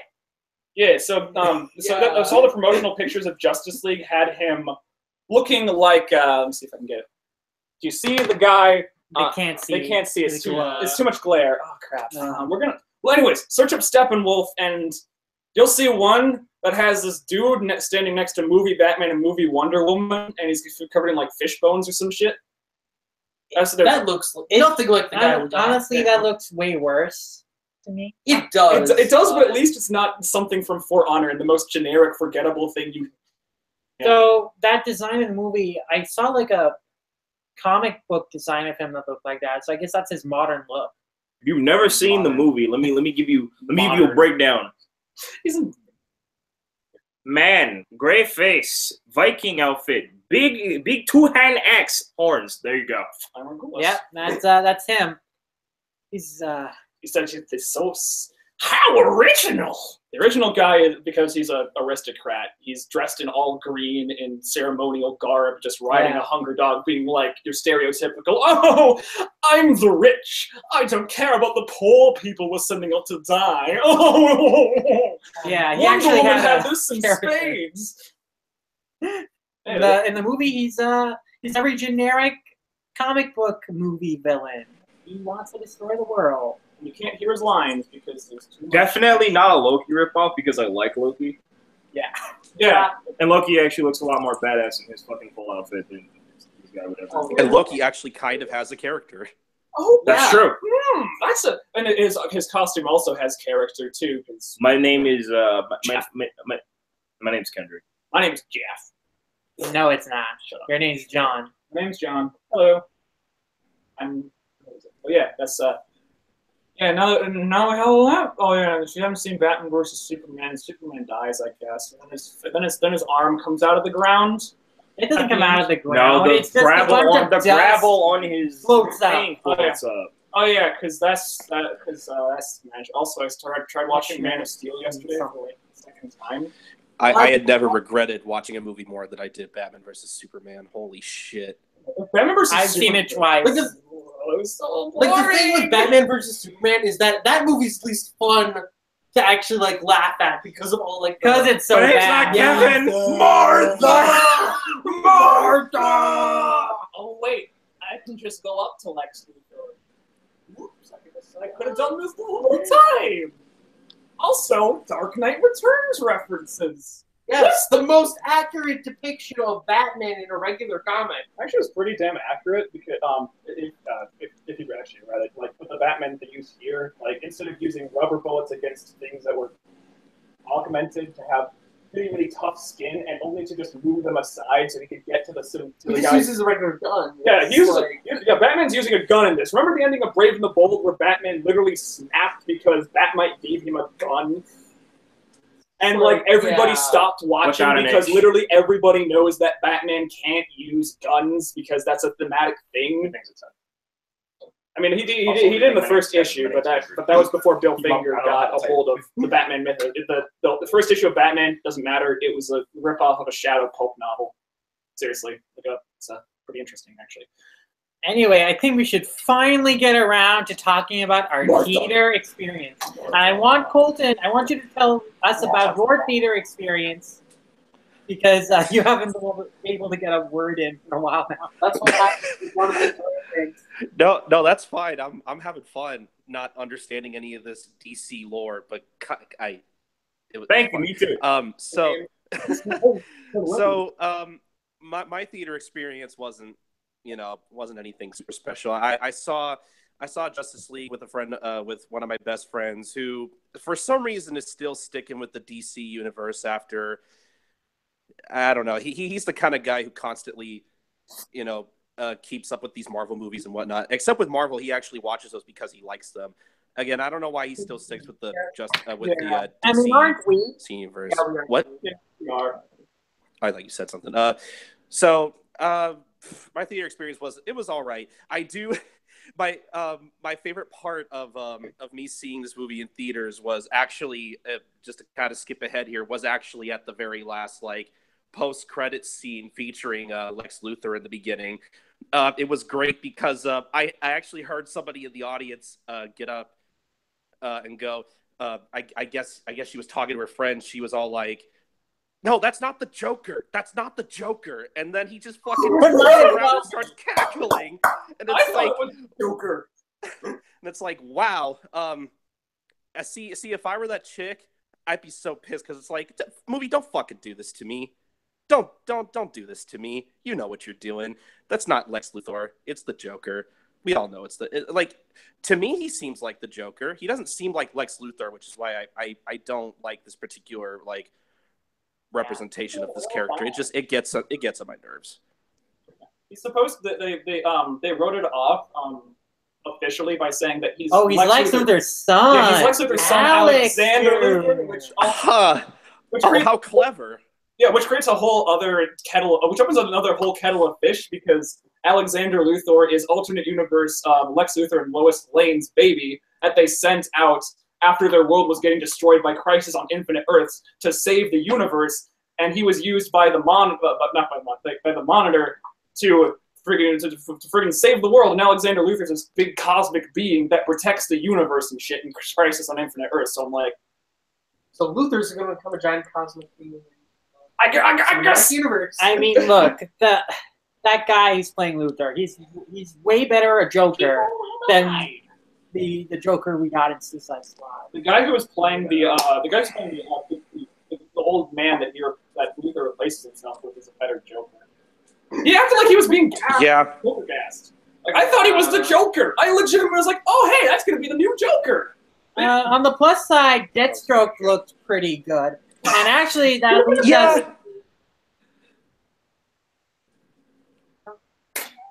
I don't know what happened there. What? Anyway, yeah, Deathstroke's sleigh looked pretty good, and that, I guess, should lead us into our theater experience. So starting off, yeah, the theater was pretty foolish. Did we have any pre-theater experiences before we got in there? We got in pretty late, so we didn't really see very much. I remember you recognized someone wearing some sort of shirt or something. You wanted to go ask her about it.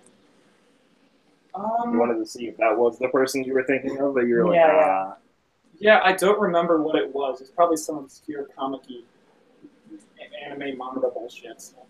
Anyway, during the movie, of course, we talked all over during it because nobody cared. Yeah, nobody gave a shit because lots of other people were. It was Justice League. No one was into it, right? I think the dad next to us was pissed, but that was probably it. Yeah. And to be fair, you can't hear a lot of the movie's lines anyways. So. It was funny because I shared a moment where John was talking about something, and I turned and I look at the guy, and the guy turns and he looks at me, and we just look at each other for a second, and then we just both just face back towards the screen. We're just like, all right. At the end of the movie, it looked like he wanted to kill John. I guess there were people upset. I mean, but, I can get pretty upset when it's a movie I like, but it was just same. We had to do it. And that was the only way we could stay sane, right? I mean, his kids didn't seem to enjoy the movie, so... Yeah. Anyway, after the movie, when we came out, we had an interesting encounter with some guy. We were talking about the movie, and then some guy came up to us who was that guy at the end? And then we talked about Deathstroke Slade's origins for a couple minutes, and then he was like, cool, and he walked away. So that was funny. I thought he was talking about Lex Luthor. Oh, no. So because I was kind of... it's pretty obvious that I was the one talking over the whole movie. I feel like since he knew that I knew that I knew kind of what the fuck was going on, because nobody else knew what the fuck was going on except for the ending where Superman and the Flash, so it's an after credit sequence where they're gonna start doing a race. And somebody in the audience yelled out, "I want to see that movie!" And we must have guts. I remember that. Yeah, trash. Yeah, so actually good Suicide Squad, except they'll call it Injustice League. Hey-oh. Where's my Where the fuck was Will Smith? I didn't see Will Smith in this movie. Yeah, I didn't see Will Smith in this movie either. Yeah, but also Deathstroke. One of my thing is Deathstroke. His in costume looks atrocious. He looks like the Green Goblin from Spider-Man. Yeah, but when he takes off the mask, like it's a really good likeness. It's absolutely perfect. They got everything down. I'm surprised that they actually managed to do that because everybody else in these movies they look terrible. They look awful. They look really bad. So I mean, I told you who this friggin' Slade was. And that's pretty all right. When Slade was revealed, nobody like clapped or anything. I've heard stories from internet reviewers who really liked the movie, who I'm pretty sure were paid by WB because I can't. Oh, you believe in that kind of stuff? I don't know because like Rotten Tomatoes, the critic score is really really bad. But I was trying to search through YouTube to find a negative review of it by a major YouTuber. I was looking through all of them. They're like, "Oh, this is a really great movie," and I was I like, think they just have shit taste. "Are you sure?" And yeah. I was like, "Are you sure?" Well, most of the YouTubers that I followed who reviewed this movie, they didn't have like overwhelmingly negative reviews, but they were also like, that wasn't as bad as I thought. They weren't like, "Oh, this was a great movie." Yeah.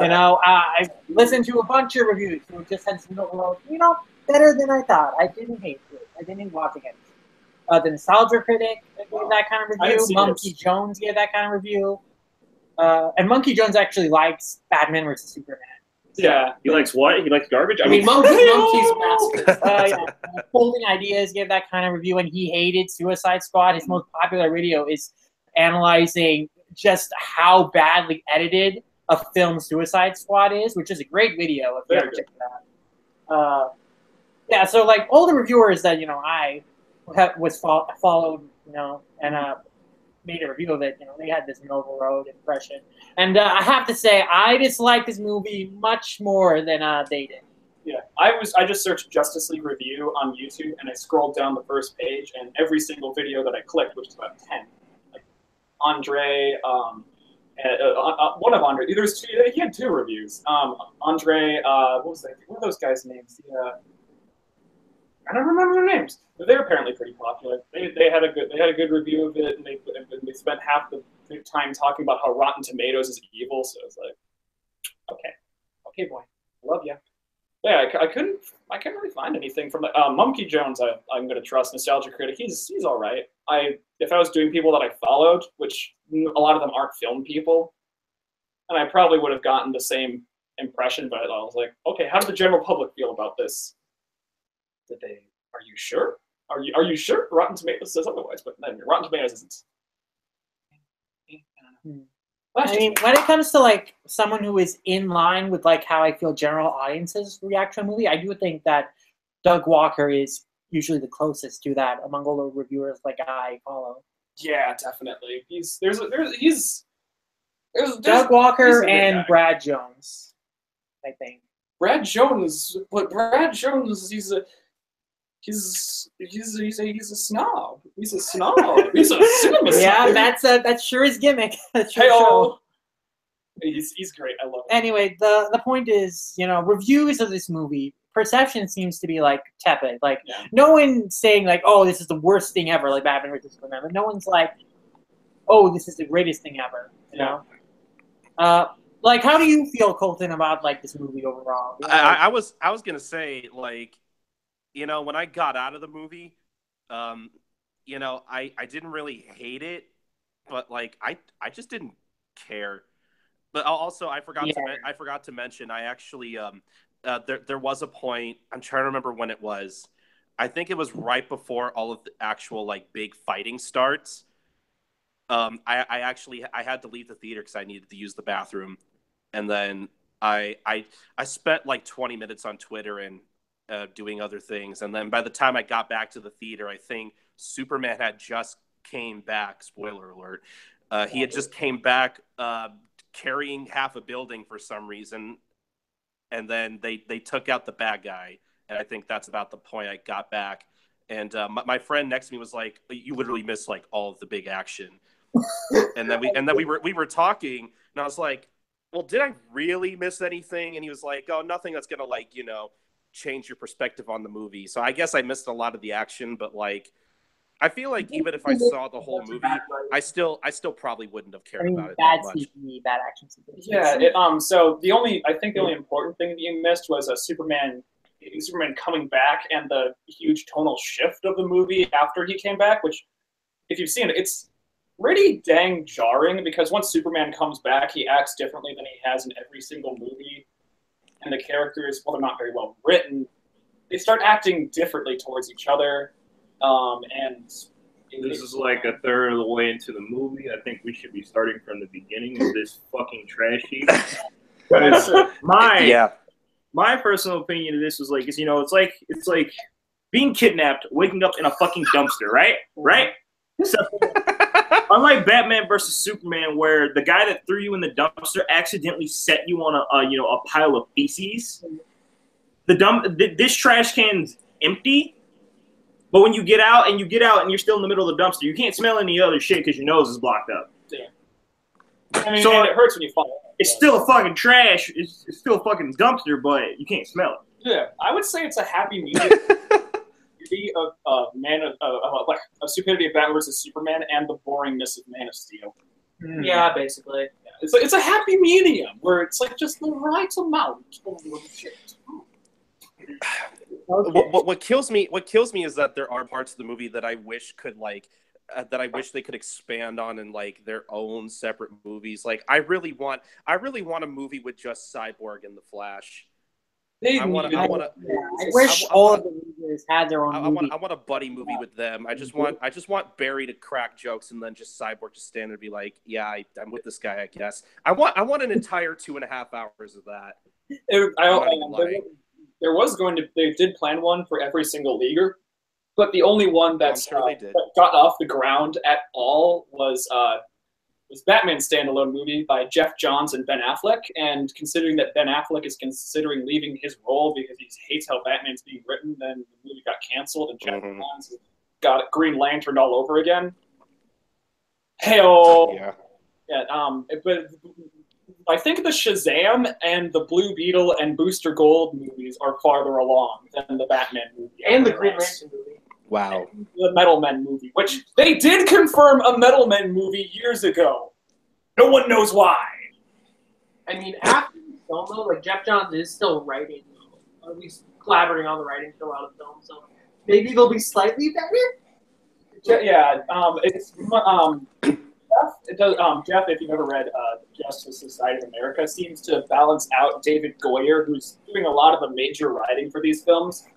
He used to, everybody got mad back in the day when he said only virgins have heard of the Martian Manhunter, when David Goyer said, which, I mean, this is about 2 years after Justice League Unlimited stopped airing, and at the time Batman the Brave and the Bold was airing, and the Martian Manhunter was a huge character there, so I'm like, okay. And also he wrote Justice Society. Oh yeah, because everybody has heard of Courtney Stargirl and the Sportsmaster and Wildcat and friggin' the Spectre. Everybody's heard of the Spectre. Yeah, no, shut up, shut up, David Goyer. So yeah, so Jeff Johns and David Goyer together might balance out his cynicism and wanting to appeal to people that don't like him anyways. It seemed like he was trying to appeal to people that don't like comic books. All right, let's get Maxie's asking, didn't Aquaman get fully off the ground? Yeah, I thought I heard. next year. It's coming out next year. Yeah, so Aquaman is happening. So is the Green Lantern, apparently. Yeah. Green Lantern should have been a part of the Justice League, but I get, I'm glad he wasn't in this movie because that would have been too many. And also, at least like Jeff Johns is writing that one. He actually knows. He knows Green Lantern. If Jeff Johns is good at anything, it's Green Lantern. You ever watch that episode of Psych where this comic book writer who's writing like the red gas lamp or something, he goes nuts and kills a bunch of comic reviewers and a bunch of studio executives because they botched his movie that he wrote for them so hard that nobody likes that character anymore? Yeah, that's about the Green Lantern movie and Jeff Johns. It's a movie. It's an episode about Jeff Johns killing people. What movie are we supposed to be talking about right now? Justice Damn League. it! So do we want? It's the accumulation of the DCEU. I don't give a damn about that. I want to talk about this damn movie. Come on, guys! They spent 3 movies building up to this climactic kind of conclusion, maybe. What, Colton? I said, come on, guys. They spent at least 3 movies building up to this. I mean, come on, give this movie some respect. Give Justice League the credit it's due. Sure. Like, all the foundation for this movie was literally just in Batman vs. Superman. Even then, it contradicts that, though. Yeah, it doesn't follow through on anything from the movie at all. Like, you remember at the end of Batman vs. Superman where it's like, oh, Superman's actually still alive.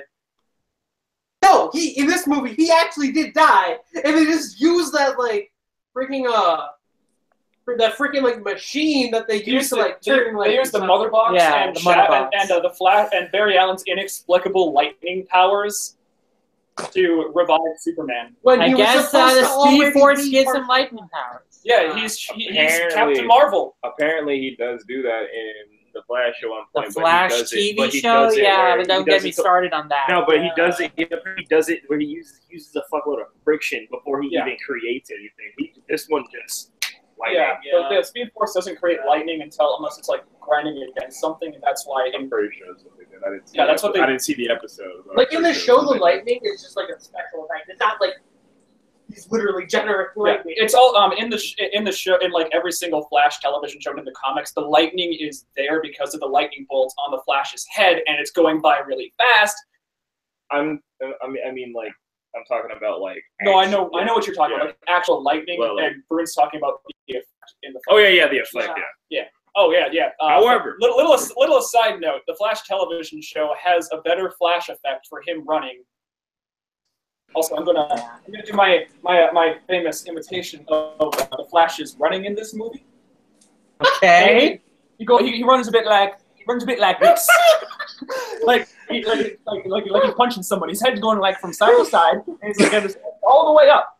I thought it was because he was incapacitated at one point, but he does it throughout the entire movie. So I was like, oh, this is what they're going with. This is a. I thought it was kind of weird. Yeah. They have one last shot of him running near the end of the movie, and he was kind of like swaying side to side, and I was like, I don't know what this is, but I guess you do you, Barry. Yeah. I guess they hired an actor who couldn't run. I guess so. I hated Barry in this movie so much. See, that's funny because I actually Barry was pretty much the one thing I liked about this movie. I thought he was entertaining. See, though I do think I have the same problem with Barry that I kind of have the same problem with the entirety of Thor Ragnarok, where sometimes he can be funny, but then other times I feel like he's trying way too hard to be funny. Yeah. He it's felt like this mix from Big Bang Theory or whatever. That's what the point was. Well, he's watching Rick and Morty, dude. Yeah, he's watching. Oh yeah, that is literally my favorite part of the entire movie, honestly. Yeah, during that entire scene, I was trying to identify the episode, and then I identified it, and I'm like, wow, that's spot on. That's a great pick. Yeah, it's a really good episode. That is a good episode. Characters in Justice League, so I was gonna say let's just talk about it. Straight through. Yeah, okay. Yeah. We'll get to the Flash. We'll get to the Flash because there's a lot of problems with his introduction. To answer your question, Allison, I liked the first season of The Flash, but I haven't been able to get into the rest of it. Season 3 is where it all goes downhill. With Arrow, I didn't like Ollie as a character, so I couldn't get into it.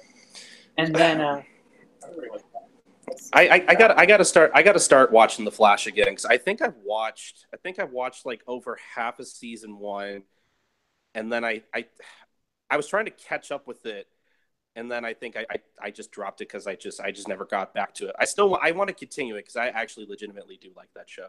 The first season is good, but second season onwards is. Colton, watch up through the end of season 2 and just stop.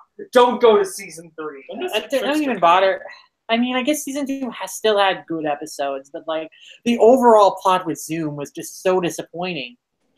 Yeah, but still better than season 3. It's kind of annoying because the first episode they're like, okay, Zoom is involved in Crisis on Infinite Earths. That's they talk like the newspaper at the end where he shows us the red sky is the antimatter wall. That's the biggest event in DC Comics history, and that's where Barry Allen dies and doesn't come back until Flashpoint, which is like 30 years later. And it has nothing to do with the actual Crisis on because they were kind of centering their other universes around it, like Rip Hunter and the Justice Society and the other worlds, and then they're just like, wait, I forgot. X and 2, nobody knows who any one of these characters are, and 3, we don't have Marv Wolfman to write this. Bye. Yeah, and then in season 3, the villain is Evil Barry. Yeah. Oh, how original. Yeah, I mean, Earth 3. I haven't watched any of season 4, but at least the villain isn't the speedster; it's the thinker. But I also haven't heard any good things about season 4. Yeah, so it's a shame. Season 1 of Flash is like I really legitimately enjoyed it a lot, but then the other DC CW shows, Like I don't know. Arrow is watchable Why is until like that end character? of season 2. After that, It's like What that's like about that's like how was Supergirl? yeah. Street Okay. Smart Jimmy Olsen not dead. Okay. At least Jimmy Olsen isn't dead in the CW. Supergirl has her own mythos and shit that I'm not going to get into, but this show is if you took Superman and put a bunch of girls in it and made Jimmy Olsen black and also made him Lois Lane. and then Legends the of Tomorrow show. was just garbage after season. And Legends of Tomorrow was garbage in the first place. Yeah. Oh, that's harsh. Here's the Justice First Society. season- It's Stargirl and Blue Beetle. That's it. First season is kind of hit or miss. Second season is straight. Yeah. So if you're going to watch anything, watch The Flash season 1, and then you then feel really bad because Justice League Action isn't getting any action. And then just go read. There's a lot of great stuff that you can read that's Yeah. tied into all this If you shit. want a good DC show, watch Justice League Action. Yeah. That's the only thing you're gonna get nowadays. Sorry, kid. But- Young Justice League eventually. Yeah, On if that you one- subscribe to WB's Yeah, the one exclusive service. service. Anyway, back on the subject of the movie. So it begins with this obviously Whedon-made scene. So because you can totally tell with how Henry Cavill's face looks is that they were CG over his mouth to cover up the mustache. So like during the entire movie, you can recognize like a Whedon scene just by that looking at Henry Cavill's face and like, does it look weird on Uncanny Valley? Just because they're CGing over his mustache because he couldn't be bothered to shave it to do these reshoots because he was doing another role. It's also if it has any overlaying themes of hope or any bright-ish lighting, then it's a Whedon-directed scene. If the bright colors look very, very off and oversaturated, then it's a Zack Snyder scene that they touched up. And if it's just black, it's Zack Snyder, uncut and uncensored. Mm. So the scene itself is kind of cute because it's like these two kids are trying to interview Superman for the podcast, and then they ask him what is he like best about Earth, but then he like thinks about it and then he's about to answer, but of course we cut away because I don't know, we can't have the answer. We can't have him say something inspiring, I guess. The answer is and then- Santa Claus. I think it's supposed to imply that Yeah, it's Lois. Is that seriously it? Yeah, No, it should be Santa. He loves Santa. but yeah, it's. I think the intention there is that it's supposed to be Lois. Santa is the best DC character, and Superman loves Santa Claus. Dude, this has been being posted around Twitter a lot. So Superman's parents are talking to Martian Manhunter about Christmas and what it means, and you're like, used to love going downstairs, and we wrapped his presents with lead foil so he couldn't see through. And Superman's like, you mean Santa wrapped them? And they're like, yeah, Santa. He's like, he believes that Santa. Also, Santa's completely real, and every year he delivers Darkseid a lump of coal. And he's also the only being to ever escape the Omega Imperative. That's pretty awesome. Santa is a god that comes down from the sky to be like, here you go! And then like all of Apocalypse on December 25th just shuts down, and everybody in Darkseid's like, you bastard! Why can't we see that in a movie? And Santa Claus is like, oh! So either he ran fast enough to escape the Omega Imperative, which I don't think anybody's ever done, or he took it full on, which again nobody's ever done. So, God bless him. So Wheelord, which is a more frustrating relationship? Superman and Lois Lane's relationship in these movies, or Oliver and Felicity's an era? Probably Superman and Lois. Really? Superman- More than Oliver and Felicity? Yeah, because with Oliver and Felicity, at least feels like they're trying. They're doing a terrible job, but the writers are at least trying to do it. Like with Superman and Lois, there's zero effort. That's a There's good zero point. effort. I mean, a lot of emotional moments in the movie are contingent on Superman and Lois Lane's relationship, You don't get and that I done. am not invested in their relationship at all. They have like no chemistry. They're both really boring people, and I just don't like them. There's also, in this movie, since they actually are filming without a very big dark filter on there, we can see for the first time that Lois Lane had, in this movie, her actress has red hair. I didn't know that. I only watched Batman, I only watched a bit of Man of Steel and Batman vs. Superman before going into this. So when there was this really supposed to be emotional scene with Superman's mom. Ma can't go into the Daily Planet to talk to Lois and commiserate about how Superman's dead and oh no, Clark's gone. And I was like, is that Lana Lang? Why does Lana work for the Daily Planet? What the fuck's going on? Has Lana been in these movies? Does she exist? Who is that? And then she said, like, her Ma Kent was like, oh, Lois. And I'm like, what? Because like a thing in all the comics and anime, Lana has bright red hair and Lois has black hair. And I thought Lois had black hair because of the movies, but the movies were apparently shot so badly. Well, holy shit! Thanks, Whedon. I don't know if it's a good thing. Well, is it really Whedon's fault that the previous movies were shot so dark you couldn't even distinguish people's hair colors? No, it's not. I was surprised that Superman's like chest emblem had any yellow on it. I didn't know it did. Oh yeah. What was the next scene? Was it Batman or was it Wonder Woman? Wonder Woman scene. Oh yeah. Yeah. No. I think next after that is Batman is trying to apprehend this thief on the roof of some building, and then randomly a parademon attacks, and Batman defeats the parademon. And like apparently the parademon had like the 3 boxes printed on its back or something, because when he evaporates, it leaves that marking on the wall. So Batman immediately knows what that reference is. Batman immediately knows that those 3 mother boxes, I guess. It's like something to do with Apocalypse and the pending alien invasions. Then he's like, whatever, Chief Dude. I'm cool with you now, I guess. I'm not going to apprehend you. I'm just going to ignore you and walk away to deal with this stuff. And I'm like, what? You're not going to arrest this thief, dude? Like, isn't that what you were originally trying to do? Didn't do nothing. I held him off a building, but it's fine. It's all good. I saw the symbol for a mother box, even though that symbol is more commonly associated with Brainiac, because his Brainiac symbol and everything is doot. The mother boxes also sometimes have that symbol, and it's also kind of a symbol of Apocalypse, but it's more Brainiac.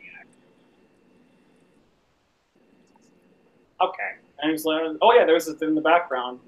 Gotham City looked pretty okay. It's the worst Gotham City we've seen, but I mean, in the background you could see Janice. That's one of Two-Face's businesses, and I was like, aha, it's Two-Face. That's a good joke. Yeah, that's a nice reference. That's right there. And then it cuts to Wonder Woman, and it's awesome because one of these leaping over buildings and shit, and she is like, oh, they're robbing a bank. I better help because I am the No, they're not robbing a bank, John. They're going to blow it up. Oh yeah, they're terrorists. All the people. Yeah, and they randomly decide to choose a bank, I guess, to detonate their bomb. Yeah, I thought Yeah, that yeah. they were supposed to be Super Gang at first, which is Yeah. Darkseid uses Glorious Godfrey to make the seedier elements of the world go under his control. They're led by Bruno Mannheim. They're in Superman the Animated Series, which And also Young Justice. yeah, they also had a plot in Superman the Animated Series that was literally this movie, except with Intergang and Darkseid and Bruno Mannheim. So like, Of course, this movie couldn't be whatsoever. So, also, Right, my friend I Eunice tells me there's another Justice League movie that came out this year. It's animated and it has the same plot, but it's got Darkseid in it. So I'm like, Really? Yeah. I think I know that movie. Yeah, so that's the thing. But yeah, anyways, these random dudes that want to blow up a building in the middle of nowhere for no reason, they're keeping everybody hostage, but it's okay because it's awesome action, and Wonder Woman is showing off. It's a perfect introduction to her if you don't know who she is. She rushes into battle, and she's using her physical strength at first to just get rid of all these guys and protect everybody, and then she just wow, and then like the bullets like bounce off, and then she clangs them together, and then you see her powers that are only in the movie where it makes them go flying. And then she's protecting everybody and making sure everybody's okay. Cause she cares. She cares. She's a lover, not a fighter, because that's her thing. She's a diplomat and shit. But then the dude's like, "What are you? What are you?" And then she just looks him straight in the eye, and you're like, "Oh boy, here's the trailer shot. Here's the trailer shot." And she says, "I'm a baby." That's that. 10 out of 10, Wonder Woman. You could have said literally. It doesn't tie into anything in the movie either. Yeah, that entire scene. I think that was definitely like another one of the movies because it doesn't have anything to do with the plot. Really. You could take that out, and nothing would change. Yeah, I thought that at first it was going to be like, oh, because everybody believes in Superman. But then I was like, oh wait, it's complete bullshit. Everybody hates Superman. But apparently, they all changed their mind because at the beginning of the movie, they're all commemorating and mourning Superman's death everywhere in the world. They have like giant flags. And even though in the first only movies he appeared, he was very, very clearly a menace that nobody enjoyed. I mean, that was the entire point of Suicide Squad, which came out after Batman versus Superman, was that Amanda Waller wanted to build a counter defense force to another Superman level threat because they were all, uneasy about a guy like Superman being out there who was like so powerful and they couldn't do anything against. Just show like a few orphan kids like having some drawings of Superman. Like usually the whole thing is like Lex Luthor is the only person in Metropolis that hates Superman, or the people in Metropolis have a good reason for it, like in Justice League when Darkseid took control of Superman and had him attack the populace, and they're like, holy shit! Oh god, Superman could do this at any time. Whoa! It's just like show something. It's like, hey, they love him, but Lex Luthor runs a smear campaign. It's like in the World's Finest comic that I got right here, they do the same thing with Batman too. So like Batman's great, but the corrupt police force hate him, so that's why it's like Superman's like, my hero is Superman. He's able to fly, and I've seen him lift up a car with 2 people in it. If you hit him, just lay off. Everybody likes him, and he saved my life once. Big S on his shirt stands for his name, Superman. Lives in Metropolis, where I used to life also. He keeps everything there in law and order. Just like show some orphan kids writing that kind of stuff. I mean, I think that was the point of the scene at the beginning of the movie with the 2 kids interviewing Superman, but they could have had that in previous movies. That would have been better. Anyway, have a good night, Wensleydale. Thank you for stopping by. Sorry, I talked so much. It's okay. Where were we? We were at the ending of I'm a Believer. I couldn't leave her if I tried. It's Shrek. It's Shrek now. This is Shrek. We're watching Shrek, guys. I would rather watch Shrek than this movie. Not the same. At least Shrek's well written-ish. Shrek is kind of funny. Yeah. Shrek 2's funnier. Shrek 2 was good. But I mean, Shrek 1 was the one that had I'm a Believer. So. Yeah. Okay. So then was what was it? We don't talk about Shrek 3. Shrek 3 time. Then next isn't it Bruce Wayne with Alfred trying to find I think he's trying to find the other guy. So he goes to visit Aquaman in this village where like Aquaman like helps fishermen and stuff, and basically Batman. I don't know if he recognizes Aquaman at first or not, because they're talking in another language all around him, and I can't tell if Batman knows what they're saying or not, because he doesn't like directly respond to anything these guys are saying. They're like reveal that he knows the language all along by speaking in it. So I have no clue if he's in the dark. He baited his ass. He baited Aquaman. Somehow, eventually, he figures out who Aquaman is. Aquaman's the guy he's talking to, who's like actually speaking English to him. And just tells him like, no, I don't want to be a part of your super team. I don't care. And then Batman and Aquaman have an exchange that it's something that needs to be said, because everybody remembers Aquaman only from Super Friends, the robot chicken sketches where Aquaman's just the stupid dude that talks to fish. So they lift line for line this at first they live they do line for line. So something from this one, Jeff Johns' New 52 Aquaman #1, which so it's like. So Aquaman's sitting at a restaurant, and everybody's like, "Holy shit, it's Aquaman! Why is he here? It's a seafood restaurant." And in the movie, Batman's like, "Oh, what's it like to talk to fish? It's like talk to fish. Don't you just talk to fish?" And in this one, we're like, "You can't get the fish and chips." And Aquaman says, "Why not?" And this dude who's harassing him says, "Because you talk to fish." And Aquaman says, "I don't talk to fish." And this guy's like, "Yeah, you do. Aquaman talks to fish. Everybody knows that. Fish don't talk. Their brains are too primitive to carry on a conversation. So what do? I reach into their midbrains and telepathically push them to help me out. Squeals, squids, eels, sharks, it's all the same. Though dolphins are another story." And so in the movie, they have Aquaman admit that he talks to fish. And I'm like, it's like he's passed off as a really, really bad, shitty one-liner that I'm sure Whedon put there when he's pressed for time. But I'm like, if you're going to lift the dialogue from something else, why not have that explanation? Because that's a scientific explanation for what he does, and makes him seem, one, less lame, and two, really awesome. And then later, somebody's like, "How does it feel to be nobody's favorite superhero?" And Aquaman pulls out his trident, gives the waitress that is serving him 3 gold coins, says, "Put your kids through college," and walks out like an adult.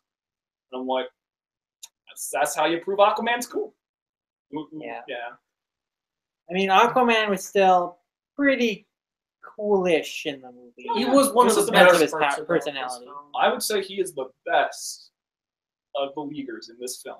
My one complaint is that he never says outrageous. Yeah. Yes! 0 out of 10 no outrageous. Yeah, you're bad. You're bad boys. Oh, then the next scene is it's Stephen. That is his part. Stephen won't do shit. Yeah. You can see the Raider from For Honor. Oh boy, when he goes to Aquaman, he's mad at Batman because Batman's like, "What's with Atlantis where the mother boxes are? Because mother boxes are nice." And then Steppenwolf comes by. Wait, stop. So literally before this happens, Batman's like, "Yo, this is the deal. We got the 3 boxes and shit's gonna happen." Aquaman's like, literally just like looks at him and is like, "I don't fucking care." It's like, it doesn't have anything to do with me or Atlantis, and then he fucking leaves. And oh, lo and behold, the first place that gets fucked is Atlantis. It's Atlantis. Well, no, the first place they get screwed is Themyscira. Oh yeah. Well, yeah, but then like literally after he's like, "Yeah, it has nothing to do with me. It's something to do with him." Yeah, even though Atlantis has one of the mother boxes. It's like, hey, this doesn't affect me in any way, shape, or form. And it's just like, no. Themyscira got invaded. It was kind of all these Amazon warriors just fucking died.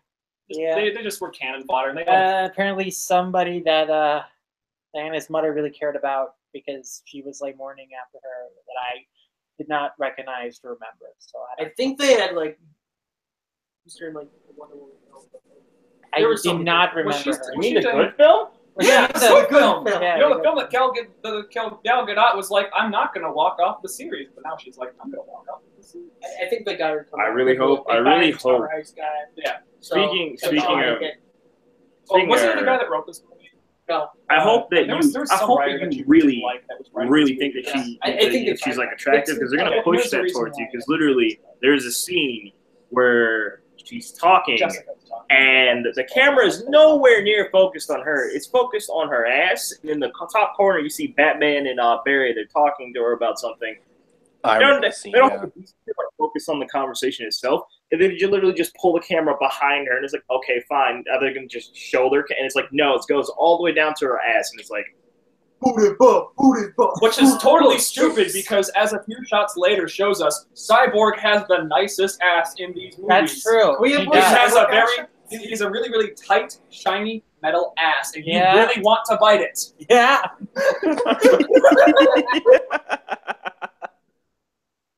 I'm not even joking. He's got the best ass in this movie. Oh yeah, totally. Token gameplay advice. You have a bunch of Themyscirans die, and then Aquaman's fighting and shit. And also Mara's there. You know, Mara, she's like the queen of Atlantis, his wife. She's really, really cool. She's like the big Barda of the sea. In this There's an entire issue about her going to the supermarket and starting an international incident between her and between Earth and Atlantis because she like blew up the entire supermarket because she's like, I want this, and somebody's like, you're hot, and she's like, go away. She's like, no, you're really hot, and she's like, bam, boom, everything blows up, and she's like, why are these puny police attacking me? I am the queen of Atlantis, woogity woogity woo, and Arthur's like, stop it, dear, and it's great. But you hear she's a fucking wimp, and then she makes like a big circle because apparently Atlanteans can't talk in the water, and then she just exposits, not about the mother boxes, but about Aquaman. How shit of a person you and you're an asshole, and it's like, I didn't ask for this. Yeah, she's like, your father was a human, but that doesn't mean you can be with the humans or something, and you're never that entire exposition was just so crammed in. I couldn't glean anything from it. They just like really rushed through all of Aquaman's backstory in like one conversation. You're never home, and your father left me. Fuck off. Yeah, and they're like not romantically involved or anything, because I was really confused. I was like, are they a thing? Or just kind of like jump into the situation. Don't give us any context. Yeah, and then she provides like 2 lines of context for the mother box that was stolen, which I mean that's important. That's like important stuff. But then it's just an afterthought. What's more important is that Aquaman now have a home for Atlantis, which I don't know. It's probably going to lead into his brother taking the throne, like every single other Aquaman introduction in any other piece of media ever, because his brother's a dick. Yeah. I want Black Manta. That Black Manta. Black Manta is hot, and he just fucks with Aquaman because he's a dick, and he is a good friend, very good friend. What happens after that? After they invade fucking Atlantis? Okay, so between all this, Batman has met up with Wonder Woman. She's like, okay, I'm gonna help you find these other guys. Yeah.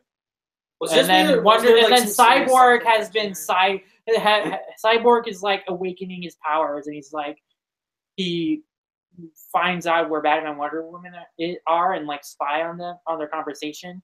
Yeah. And then like he later when Wonder Woman is like searching for people, he like hacks her computer, and then they have a conversation, and then and Wonder Woman gets Cyborg to trust her and meet up IRL. And it's which is funny because Cyborg is legit in the age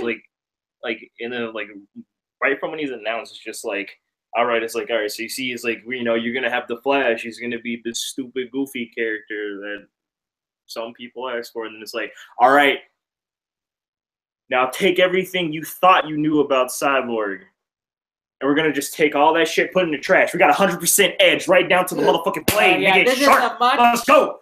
This is a much edgier, more serious Cyborg than you might be used to from Teen Titans. No more booyahs. He's not only once at the end. There is an edgy, angsty Cyborg. He's called Cyborg from the new Teen Titans. His introduction. Cyborg and Teen Titans and the show and the new Teen Titans. His backstory is father dies in a car crash. He gets like half his body ripped apart. Dad rebuilds his body, and Cyborg is very, very sad because he thinks he has no place in the world because everything that brought him happiness, like sports, he can't go to college anymore because his brain is a computer now. He can't do sports because he's a one-man sports team. And in the new Teen Titans, he runs away from his girlfriend because his girlfriend's first reaction, because he's wearing a fucking trench coat and shit. Yeah. And like it's raining and shit, and it's scary. And like she opens the door, and then like she screams when she sees him, and he's like, "Oh, you must hate me!" And she's like, "No, I don't, you idiot!" And he's meant to be super, super angsty, and his dad is super sad and tries to get back into his life by giving him gifts and stuff like the Titan's Tower. He's a pretty bad dad. He's not very good at interacting with his son. I could cut myself to the bone with all this edge. Yeah, in this one, he has no motivation. He just sits inside all day. He hasn't literally been out since the accident, and because his dad said not to. And so it's not like he's like actually tried to go outside at all and integrate with society. So you don't know why he's there. Because like even Teen Titans, like when we saw him interacting with normal people, like a kid ran away because they were scared of him, like the show. Yeah, like in the show, like one of the episodes, we learn like Cyborg's backstory, and we see like how he tried to adapt into society after that, and we see him like realize he can't. He's like become too strong because of these cyber enhancements and become a little disillusioned that way. But then how he bounces back and joins the Teen Titans or whatever later. Yeah, that's his. It's very close to his character arc in the comics, but he's a lot more of a nicer character because Cyborg's the comedic heart of there because they made Beast Boy a bit more of the goofy comedic relief, while Cyborg was the wisecracking comedic relief. Because that's it, because they made them all younger, and that's how that works. So, and in this movie, Cyborg stayed inside after the accident because Daddy said so, and the first conversation that you had is like, you don't want them to see me for what I am. No, son, you're not a monster. Why do you think I was gonna say I was a monster? And I'm like, why would you think that? You haven't been. Go outside, you neat. What are you doing with your life? Just go outside. He's just looming in the corner, being all scary and edgy, like he's a villain. It's like, the whole time, and I'm like, dude, Dad, get out of there. He's a scary get some boy. fresh air. Cyborg, just go outside, walk outside. Everybody in this universe is really, really dark and edgy, so I think you'll fit right in. Someone get that man a Snickers. He needs a Snickers. He's so angry. Yeah. And then like Wonder Woman comes up and he's like, I understand how you feel. And like Cyborg's motivations at this point have been established as he doesn't like how he looks. Which, to be perfectly. So before this, like, she hasn't, like, you didn't explain shit about, like, what happened to him at this point. Yeah. And she only, like, meets him for, like, 3 seconds and then goes into how that she knows exactly how he feels. And I'm like, yeah, I'm sorry, who the fuck are you? Yeah. You don't know him. Yeah, and his motive, and, like, it's not intentional, but, like, if you're a moviegoer that's like, oh, hey, she doesn't know anything about him, so her explanation is fucking pointless. So she starts talking about how she lost Steve Trevor because one of the writers of this movie was apparently this dude that wrote a Wonder Woman pilot. Jessica was talking to me about this. It looked up later. It's pretty interesting, actually. He wrote this Wonder Woman pilot that was supposed to be from Steve Trevor's perspective, only from his perspective, which sounds like an okay idea, like a fish out of water story, seeing this goddess doing cool stuff, but like never developed Wonder Woman as a character. It was more like fetishizing her. And that's why it was rejected. We didn't Not like people already don't do that. Back in the aughts, a Wonder Woman film script that was like also from Steve's perspective, that also was like really fetishy. Wonder Woman. Yeah, he was one of the writers on this movie, and so a lot of that comes out in the fact that all Wonder Woman's dialogue is, "Oh, I lost Steve. I miss the good old Dick. Oh my!" And also the shots of her as well. Yeah, good old shit. Like all of her personality in this is reduced to "I miss Steve Trevor," which I mean that would work if you're doing the whole Time Lord immoral thing, but they're not. And so they use the cyborg thing as for basically a conversation that she has later with Batman, like word for word. And she's like, "I lost Steve, and I didn't think I would ever move on, and I still haven't." Blah blah blah blah blah. And Steve and Cyborg's motivation. They only mentioned his mother in one line. So, I mean, if you didn't watch the show or anything, you would have missed it, probably. She's like, and he jumps away because she's a bitch. And then he doesn't care about his mom's death, obviously. He only cares about it looking like a monster. But then in somehow, some way, shape, or form, when they meet up again, he's like, "I'll help." And he like, what the fuck? 1 second. He joins up. I'll be right back. He joins the league, and it's all smiles from there. Yeah, he just like randomly joins after like hacking more computers. He's just like, he has a change of heart. Yeah. And then when it comes to the Flash, Batman just meets the Flash, and like they don't even explain how he even got his powers because he's not even working at Star Labs. He's like a college student. Yeah. So like they don't explain how he got his powers. I mean, he wasn't working at But what was up with this like lair in the alley or whatever? I must have missed like is that just like his bachelor pad or whatever? I wasn't exactly sure where he and Batman were at. What's weird is that so they established from the get-go that so I think the scene is really, really out of place in the whole movie. So I think that it was added later because they realized, oh wait, normies don't know anything about Barry Allen outside of the Flash television show. So they have like this small recreation of the first episode of the Flash where Barry Allen goes and talks to his father. after been incarcerated and stuff, and it's kind of funny, and it's kind of heartfelt. But Barry Allen's he's in comedic mode, so he's not a very good actor. The actor they have for the dad is pretty good, but Barry Allen comes off as wooden and doesn't really project any of his emotions. And then the next few scenes with Batman, during the scene he says that he's a high school student. He's a college student studying forensic science. That's forensic. He's just studying criminal justice, not forensic science. And he's working 4 different jobs to pay for college. And then he's got this weird bachelor pad with state-of-the-art magic technology that you see in the Avengers. And he's like, I don't know how to talk to people. That's like the first thing he says to Batman. And like, he's the comedic relief, relatable character for the entire movie. So like, okay. They turned him into Sheldon. So like, they're trying to make him Sheldon, a mix between Sheldon and the Barry Allen that you see in the very first episode of The Flash. And also Flash from the Justice League cartoon, who was supposed to be Plastic Man anyways. And also Wally West. And like, it's a mess. The Flash's character he works in the context of everybody else in the movie is a huge fucking mess. And he's one of the messes that talks the most, so you know more about him in the context of this movie because everybody else has their motivations and characters completely changed. Yeah, I mean, Batman is like a completely different character in this movie.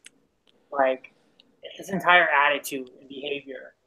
He's like mellowed a lot, and he's like cracking one-liners, and then when Superman comes back and they have the exchange like, oh, I thought you didn't like me. And Batman's like, well, I didn't dislike you. It's like, is this the same character from the last movie? Having these awkward Superman? That sounds more like an interaction from like that should be like in the Lego Batman movie. That doesn't sound like something that should be that's like in this the Justice Lego League movie. Batman characterization. Oh, good. Just a side note, because Lego Batman was a love letter to everything Batman. A wonderful love letter, by the way. The music of this movie is composed by Danny Elfman, the lead singer of Oingo Boingo, the guy who composed the music for the original Batman movies, the guy who composed music for The Nightmare Before Christmas and the original Spider-Man. And you can't hear his score most of the time. When you can, it's always the worst, boring parts because this movie is so full of really, really bad sound effects that clang over all the dialogue and all the music. You can barely hear it, and unless you're listening for certain things. Like, I was able to pinpoint during Batman's introduction notes from the original Batman theme, and a little bit of Shirley Walker's Batman theme, which is really sad because Shirley Walker was Danny Elfman's understudy, the person that was supposed to replace him, but she died like 4 years ago. So like, he's carrying on her legacy with her Batman theme instead of a that thing. Yeah. So I was like, nice ruining tribute there. I'm not sure if this is true. Like, I'm not sure if it's there, but I thought I heard. Oh, bitch. That's just me. Superman. Let's get a Superman because this ties into the Superman fight. Because the Superman, they use the mother box that they have for some reason. Yeah, for some reason the mother Batman thinks that the mother box can bring Superman back to life. Yeah, even though the explanation in this movie is that's a bomb, it's just a nuke. You know? Yeah. And once all the 3 nukes are together, they'll nuke the world and it'll become apocalypse. So is Superman they don't say powered by apocalypse, nukes? They don't say apocalypse though. They say it'll be like his world. And so Superman powered by they're trying to be nukes, super vague about Darkseid and Apocalypse. So they like blatantly name drop Darkseid at one point. They like, oh, we're gonna plunge this world into the dark side or something like that. It's like, come on. But it's also during one of the bigger fight scenes, and I remember Kenny and Varun or something. 2 of you guys, you didn't hear him say Darkseid's name because there was a big clang over the line. I think that was Kenny. Yeah, it was Kenny and somebody else. It might have been the guy at the end that talked to us at the end of the movie. It might have been. Yeah. I think he was like, "Where's this going?" And I was like, "Oh yeah, Darkseid Apocalypse." They said it once. He was like, "What? What's a Darkseid?" And I'm like, "Oh, they said it in the movie. You might not have heard it because there's a giant clang over that big important plot point." Because that's a thing that's happening. But yeah, so Superman comes back to life when they put his body in like the same mixture Lex Luthor used to make Darkseid or something, which is still around and it's really gross and stuff. And they're all waiting in it. And I'm like, ew. You mean Doomsday? Doomsday, not Darkseid. Yeah. I was like, I'm sorry, I'm bad. Yeah, and then like Flash does magic lightning and the mother box is back to life. But 10 out of 10 writing. yeah, and then like if they had the score mixed correctly, which they totally should, it would have been really, really cool. They also leave the mother box on like some car or some shit. Yeah, no one just thinks to guard it at all. They just leave it unattended, and then like later, Stephen Wolf just like warps it up because they didn't guard it.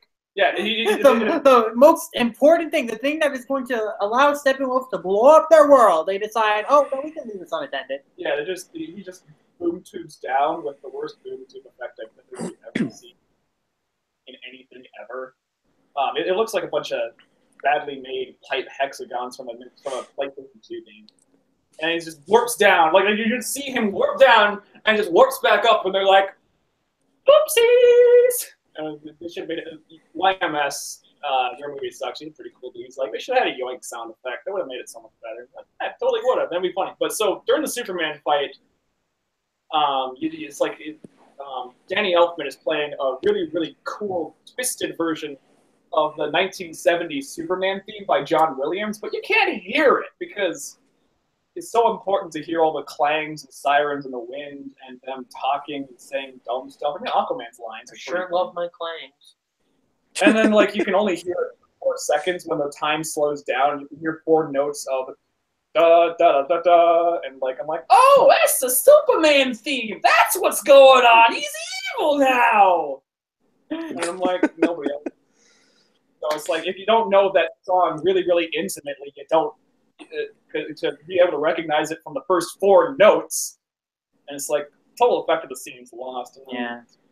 Like we had a debate about this later on because none of us knew whether Superman was nuts because by like becoming alive or if he was like completely sane and just beating them up for fun. I thought he was just being a dick. I think he was just confused in the story and things like I don't understand if he like had selective memory loss because he didn't seem to remember that he and Batman teamed up at the end of the last movie, at the end of Batman vs. Superman, and we're on good terms.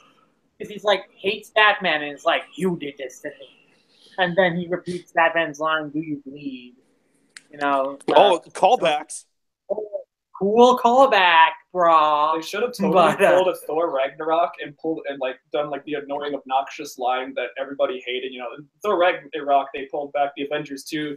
It's the sun's going down, big guy, which is really stupid, but nobody really liked it. Like, it was stupid and people made fun of it for about a month, but people are still making fun of Martha because it was really Martha! How do you know that name? Yeah, because it was really dumb. I would have loved if the reveal in this movie was that all of the characters' mothers' names are Martha. Yeah, so I thought that they're gonna do. I was like, okay, you got it. Batman said he's bringing a secret weapon. I know what the secret weapon is.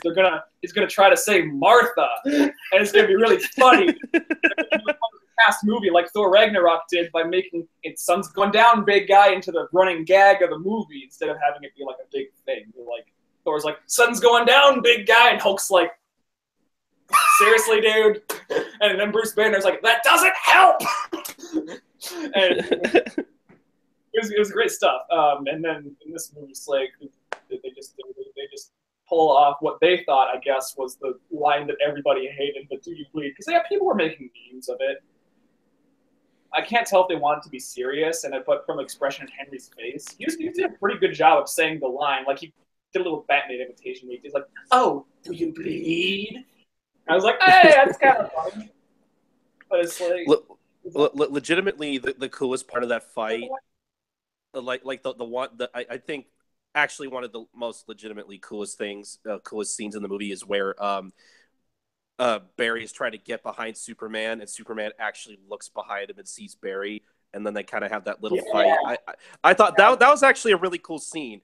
Why couldn't we have more fights like that? That was actually kind of awesome. Yeah. I just kept saying this to Kenny until he got annoyed. I was like, "Those were for charity, Clark," because this thing. And it's like Superman's trying to stop him because something bad's happened. It's like, Barry, you've raced before. You know I can catch up to you. I've even beaten you some of those times. And Barry's like, charity, Clark. And he just goes, boom, and he breaks it at light speed. And I'm like, hey. Like that.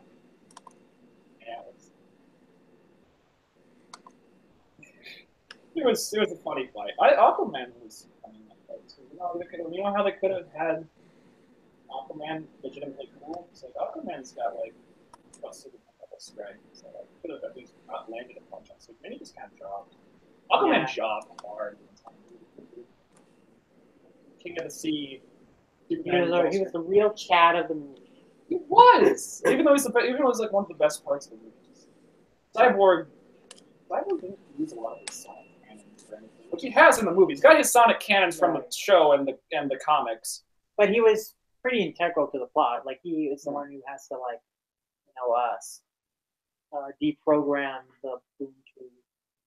He has to pull apart 3 mother boxes, but that's not because like he's made of mother boxes like in this, because even in this movie Cyborg's made of mother box, just because for some reason his cybernetic augmentation makes him the strongest, although only half of his body is cybernetically augmented. So, but he's stronger than Aquaman and Wonder Woman, I guess. And so I guess that's his job. Okay. I think it would be cooler if you had him in the background shooting projectiles and shit to pick off the parademons, but yeah, then there's like a plot point about kids drawing parademons and stuff, and they're like, they look like bugs. They look like bugs. Well, I can throw the entire movie. Oh, this entire subplot with the family in Russia. Yeah. I'm like, why are you cutting to this family in Russia and what they're dealing with? Oh, is this going to pay off? Is this little girl gonna be a future superhero? Are they setting up something? She's Dr. Light. The one that's not rapey. Yeah. But no, it's like just so that in the climax of the movie, when they're evacuating the city, we have these characters that, we can isolate in on and say, oh, the Justice League helped this one family escape. That's all we need to see to get the idea that they evacuated this town. Because that worked really well in Avengers 2. It sure needed a bunch of scenes cutting back to this family throughout the movie just to sell the idea at the end of the movie that by saving this one family, they have saved this entire town rather than actually showing them save a lot of different people. Yeah, I thought it was kind of funny how she kept bringing out the bug spray to combat the parademons, which if they were going off of their comic designs and the design that all the kids in this movie draw, because the kids have seen some parademons, and I'll get to the scene later because it's a really, really good scene. Very good scene. But the problem is, because Zack Snyder's direction, I guess Joss Whedon just didn't see these clips. The parademons look more like the Terminator than anything else.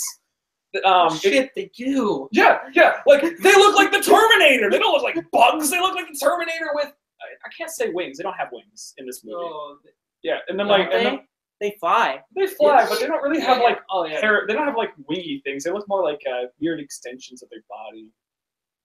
Like they don't flap them or anything to fly, but yeah. So like later in the movie, so a lot of this movie is writing and lines and where the Justice League figures out exactly where these things are coming from and how to fight them. All of that depends, oddly enough, on the parademons looking like bugs. But they don't. So great job, great job, movie. You ruined a good joke, like a legitimately good joke about the parademons. I want to see if that would work, and you ruined a plot point. Glowing. Isn't the next scene the Commissioner Gordon scene? We jumped past that. So we did. But anyway, the Commissioner Gordon scene, they meet Commissioner Gordon on the roof, and he's like, oh, you got more of you. And the Batman's like, yeah, but we need more. It's not enough. So it's like, okay. I guess apparently in all of, Batman's run as a hero, because he's been a hero for way longer than anyone else at this point, except for, of course, Wonder Woman. That I guess there aren't any other superheroes that Batman had encountered before Superman. Batman was Superman. Yeah, that And never none happened. that Commissioner Gordon had encountered.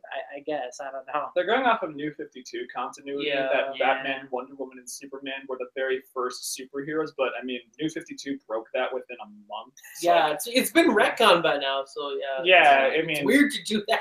Yeah, so now in the current continuity, again, like it always was, Alan Scott, the first Green Lantern, was the protector of Gotham City. Gotham's had like lots of superheroes in it before, and that's why Jim Gordon was so. Yep. The thing with Jim Gordon's the best part of the movie to me, because so Jim Gordon talks with Harvey Bullock for a second, and it's really really cool and interesting to see somebody's perspective on all this, and you can see him working this over in his mind. They got a very good actor to play Jim Gordon. You can see he has immediate chemistry with Batman. You can hear the music because the audio mixing is very, very good, and the Batman 1989 theme is playing, and the bat signal's there, and Batman's reenacting the opening to Batman the Animated Series, standing on a gargoyle building, and the lightning flash illuminates him, and then Jim Gordon's like, "Why do you always do that, dude?" And Batman's just like, "That's just me." And then Jim's reaction to the Justice League is perfect, hilarious, spot on. Presents a picture of a parademon, which looks like one from a Jack Kirby comic, but doesn't look like one from the movies. Like, know anything about this? Batman's like, "That's the thing that I saw. Huh, okay." And they start working things out. And then Jim turns his back and is like, "Hope you guys can do this." And they all disappear. Except for Flash. Except for Flash, the one hero that could actually like potentially disappear. And he's like, and Jim just like looks at him and he's like, "Hey kid." And Flash is like, "Oh, do they always do that? That's so rude." He's like, That was a good "I'm used moment, to yeah. it." It was great. That's one of the funniest things I've ever seen done with the Justice League. I can't believe that joke's almost never been made before. Like, everybody just does this on the police commissioners. So Flash, Yeah. he's a good boy. Yeah. I mean, I'd be interested in seeing more of Jim Gordon in a solo Batman movie. And yeah, speaking of like people mistaking the parademons for Batman, which was like a big thing. I mean, it wasn't a big thing, but it was like, you know, Bullock was going to Jim and saying, "Oh, people are saying this looks like Batman. Batman might have gone rogue." And it's like, that doesn't go anywhere. So. Yeah, It's doesn't. like, unless Batman's, running around biting people and kidnapping them. I I'm don't pretty sure even- it's not Batman. I don't even understand how the parademons for Batman. They don't really even They look don't like look alike Batman at all. Well, from the design that the kid drew, it kind of looks a little bit like Batman. Yes, They're let's using trust like a 4-year-old to actually like. From the kids' drawing, it's implied that they're going off of the Jack Kirby designs, where it does look like Batman in silhouette of this Batman, because he's very, very bulky, and he's got the bat cape billowing around him. It could look like him in silhouette perfectly, honestly, but that's not the design they're using. They're using the Terminator. So. Yeah. It's obviously Joss Whedon made thing that works, but no point. Sorry, Joss. Love you, dude. Yeah. We'll skip forward now since we already covered like the fight with Superman. So like after that, the team is like Oh boy. disgruntled and they're like, "Oh, it's your fault, Cyborg, because you shot Superman because you malfunctioned, which never gets explored further. Why that happened? I can't trust you." And Herbert or everyone like is in sour spirits. I thought the whole thing was Cyborg couldn't trust them. Aquaman was like, "I can't trust you, Cyborg, because you're the one who shot Superman and caused all this." So Cyborg of course is grumpy in general because like he's still not like totally on board with being on this team, Yeah. So like Understandably, everyone, they treat him like shit. yeah. So everyone is like upset about this, and so they mope around for a while. And Superman, what stops Superman from killing Batman basically is like Lois comes to the scene, and Lois, Clark calls out to Clark in earshot of a police officer. Like, "Great job, Lois! You totally didn't expose Superman's secret identity to some random police officer there." But anyway, Superman remembers Lois, so he goes off with Lois, and they go back to his home in Kansas. Oh, Kenny's favorite scene. Kenny's favorite scene. They go back to Kansas, right? Now hear me out. Hear me out. They go back to Kansas, and he's like, "Hey, you're calling Mom," and then he's like, "No, we're doing it together." And they laugh. They're like, "Ha ha ha ha!"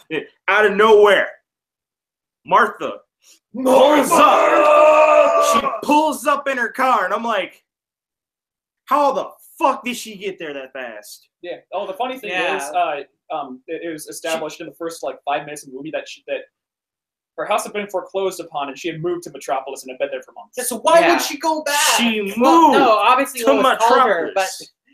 She drove from Metropolis to Kansas in a matter of. They didn't even call her. Yep. They didn't even call her. Yeah, She just No, showed I'm up. pretty sure the idea was that Lois did call. No, Lois. They were in the field. Same scene, They were same still in the like field. earlier. Like- Sid. Lois said she was going to go call Martin. Yeah. She hadn't called her yet. She had not called her yet. To Clark that she already had called her. That's dumb. No, It that's is a dumb. no. That was the That's idea. an inference. That was not present in the movie. They didn't say that. It's bullshit. She was magic. She is faster than the They Flash. should have had her fight Steppenwolf. She was faster so than much the Flash. faster than the Flash. Like In a car. and the car's like some pickup truck. So actually no, 1950s Ford. And she's just like, oh, Clark! And it's like, whoa, she's a space cabbie, but on Earth, and also, I don't know. Can we have her Space Cabbie live action film already? No, because Space Cabbie hasn't appeared in any comics since Starman in the 90s. But he's in Justice League Action. A Yeah, new yeah. generation is exposed to him. Good enough. Our Space Cabbie cinematic universe. Look, you know. They could actually honestly do that because Space Cabbie's a thing that unites DC's cosmic multiverse in Starman. Let me get on my cartoon. Let's get on a Cartoon Network soapbox for a second. Why the fuck did they use Justice League Action to promote Justice League and instead use Teen Titans Go? Because Teen Titans Go is more popular. No kid is watching Justice League. Because Teen Titans Go is old air. Yeah, I mean, it started airing like last year. It would have been the perfect time to, ramp things up for Justice League Action. Like, let's just death plot Justice League Action and just air Teen Titans Go for 10 times. Yeah, we can always use another Teen Titans Go marathon. We don't do that every day. Yeah. What do you mean that we need that? We didn't do that for a week. We didn't just air nothing but Teen Titans Go for a week. I mean, their schedule's already basically Teen Titans Go for most of the day. Yeah, if they had played this smart, like Marvel did with they had Earth's Mightiest Heroes before Avengers the movie came out. Then they canceled Earth's Mightiest Heroes out of fucking nowhere and put it on Avengers Assemble because that's closer to what the movies are. And they're like, okay, so like the kids who couldn't see the movie because the movie's rated PG-13, they can buy Avengers Assemble merchandise, and they'll be like, oh, it's just like the movie. Like they kind of did with Alien back in the 80s, because like kids couldn't get it, but they could see like some cartoons and shit and get the toys. Instead of being like, hey, kids, watch the kids' version of Justice League, and you can buy the toys and pretend like you're really cool and shit, because this movie's big, and you can drag your parents to go see it and shit. That's what everybody does, but now they don't. Yeah, DC is like, 6 nah. a.m. Nah. Fuck the Justice League. We want the Teen Titans. And even though all the kids that are going to go drag their parents to see this movie are going to be like, why is Cyborg so scary? Why does he look like that? That's so weird. Yeah, why is he I'm sure saying kids will be random very things? confused that he does not say booyah every sentence. Yeah, so the toy sales are going to be shit. Like the normal version of Cyborg at the end of the movie when it doesn't fucking matter. Yeah, throughout the entire movie, he's like got these weird triangles all over his body, and he's like, oh, this is weird geometric thing, and at the end of the movie, It's way too bright. yeah, way too bright. Way too bright. It looks like Yeah, a they person. really overcolor corrected this. And then at the end of the movie, he magically transforms into Cyborg from the comics. I don't know. Yeah, why didn't we just do that from the beginning? So I'm I like, don't know. okay, thanks, movie. Yep. You did a really great job. You did a great job, home stray, hamster. Okay, so what do we have left? We got the big fight. We're past Superman reunites with Wait. his mom. Yeah. Did y'all talk about how when my other favorite scene when they go and they get the final mother box because they were too busy Yeah, we talked about that. cocking around with Yeah. Superman, and then it's just like Steppenwolf's just like Yeah. see you. How did you? Well, there was that What? fight scene in the sewer. Gotham sewers. Yeah, but the one point is that like, oh, Steppenwolf's too strong for us. We need Superman. And then they That's said that why. the thing had been abandoned since 1920, and then later somebody, it wasn't Commissioner Gordon, somebody else berated Batman for destroying it, and I'm like, bitch, you said that shit was abandoned. Yeah. It made no sense. And oh yeah, and the Flash runs like just his weird hair, run like this when he's running, and then nobody can hear anything that Steppenwolf is saying. He keeps talking about The orgy spaceship is amazing. Yeah, he says the truth around 4 times in the entire movie, and I'm like, is that the anti-life equation? Is that supposed to be? It's like, I'm a person that, knows what the Jack Kirby Fourth World Universe is. And so if they're trying to build up, like they build up the Infinity Marvel, they're like, oh, these are the gems, these are what they do, this guy is going to fight them, this guy's going to go, and then they introduce Thanos, and they're like, this is the guy that's going to find them. Oh no, that's going to be scary as shit. And there's like a giant, like a thing that could potentially make the entire universe just stop wanting to exist. And you're just like, truth. That's it. That's it. That's your explanation. Now you got to rely on losers on the internet to tell you what that is, even though it doesn't really have a. It's really, really confusing unless you've read the comics, because it's supposed to be. It's an abstract thing that nobody knows what the fuck it is. Yeah. And it's like, okay, his motivation is the truth. That's his motivation. That's what Steppenwolf's doing, what he's doing. And he's doing it for the dark side. Now, we all know as moviegoers exactly what these things mean. Because everybody who likes comics is a moviegoer, and everybody in the world reads comics and watches the cartoons from 7 years ago. Comic sales are totally not on a decline. Yeah, I mean, and it's totally not like Darkseid and Apocalypse haven't been extremely weird and abstract since Final Crisis or anything, which Final Crisis happened in like 2011, it's like 6 years ago.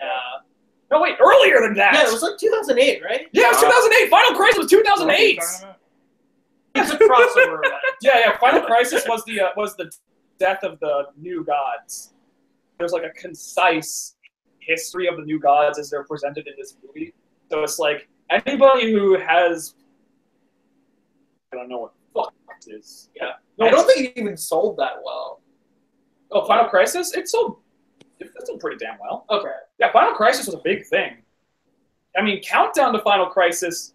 Oh, yeah, Countdown to Final Crisis. We don't talk about that. Oh, Mary Marvel, you rapist. Oh. Yeah. Okay, fucking Final Crisis is great. It's got Taki Tani fighting Calabac. Calabac transports his body into a tiger, and Taki Tani, Captain Marvel's talking tiger friend that wears a bow tie and a tweed jacket, gets on a jetpack and punches the fuck out of a gun, and is like, I'm Taki Tani, and I'll do the talking around here. Well, bang! How dare you touch my friend Mary, you mean person. Ah, bam, bam. And it's awesome as crap, and I want that in it. Why can't we? Yeah, that's awesome. Yeah, we're talking so much about what we would have wanted to see, and not what we actually saw, because what we actually saw wasn't interesting. All we have left is talk about the climax. Which and is the climax is like... I mean, there's some... There's a... Henry Cavill gets to act like the Superman he's always wanted to act like. That is true. He finally acts like Superman in this movie. Out of nowhere. Yeah. His first, so Steppenwolf says something about the truth. Kind of drowned. It's like one of the least found out mentions of the truth. So, like, anybody who... I guess, so it's like people like me who are listening for that shit and think that it's really, really important, but nobody else is going to think it's important because they don't know what the anti-life equation is. Superman does this okay one-liner is now because Joss Whedon is like, this is what Superman is, and Henry Cavill says he's going to walk if he doesn't get this. So we're going to have Superman stand for truth and justice. And so Superman's like, I don't know anything about your truth, but I know a little bit about truth, bang, and a little bit about justice. Bang! And in no American way, because, I mean, it has to sell to international audiences, and I'm not going to get on my soapbox about America! Yeah. It's like the same thing with Captain America. They could go into it, but it's so abstract that nobody's going to care, except if they have a solo movie about it. But yeah, it's awesome. It's awesome for 5 seconds, and then the actual fight starts. Cyborg's, like, trying to rip apart the mother boxes, which are big, bomby things expected.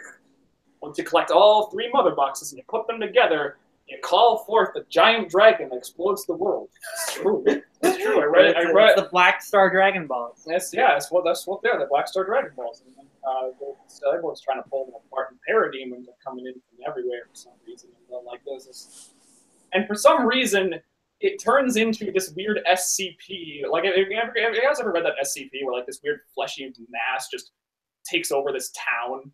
And No. Yeah, it's that. It's if you've ever read that SCP where this weird fleshy mass just starts growing over this town, and the people try to escape, but then they just become it. Yeah, that's what happens at the end of the movie for no reason. It's not explained why it's happening. It's just like things are just magically turning into this weird Lovecraftian tentacle thing. Doesn't look like Apocalypse at all. I guess the implication is supposed to be that since he's got all the mother boxes there, he's turning it into Apocalypse. But like Apocalypse, like I guess what little people know about it is Kirby architecture and giant fire pits. The giant fire pits of Apocalypse, which is what Darkseid was trying to create in that Superman the Animated Series episode where you had Bruno Mannheim placing a god machine on one of Metropolis's nuclear reactors to create one of the fire pits of Apocalypse. It's just big weird fleshy things, and I'm like, ew, they're weird and bad CGI. Yeah. They're like fighting Batman. Batman. Look great. They're like these big purple things are fighting Batman with like their tentacles and stuff. And he's driving the Batmobile around. So, this is happening.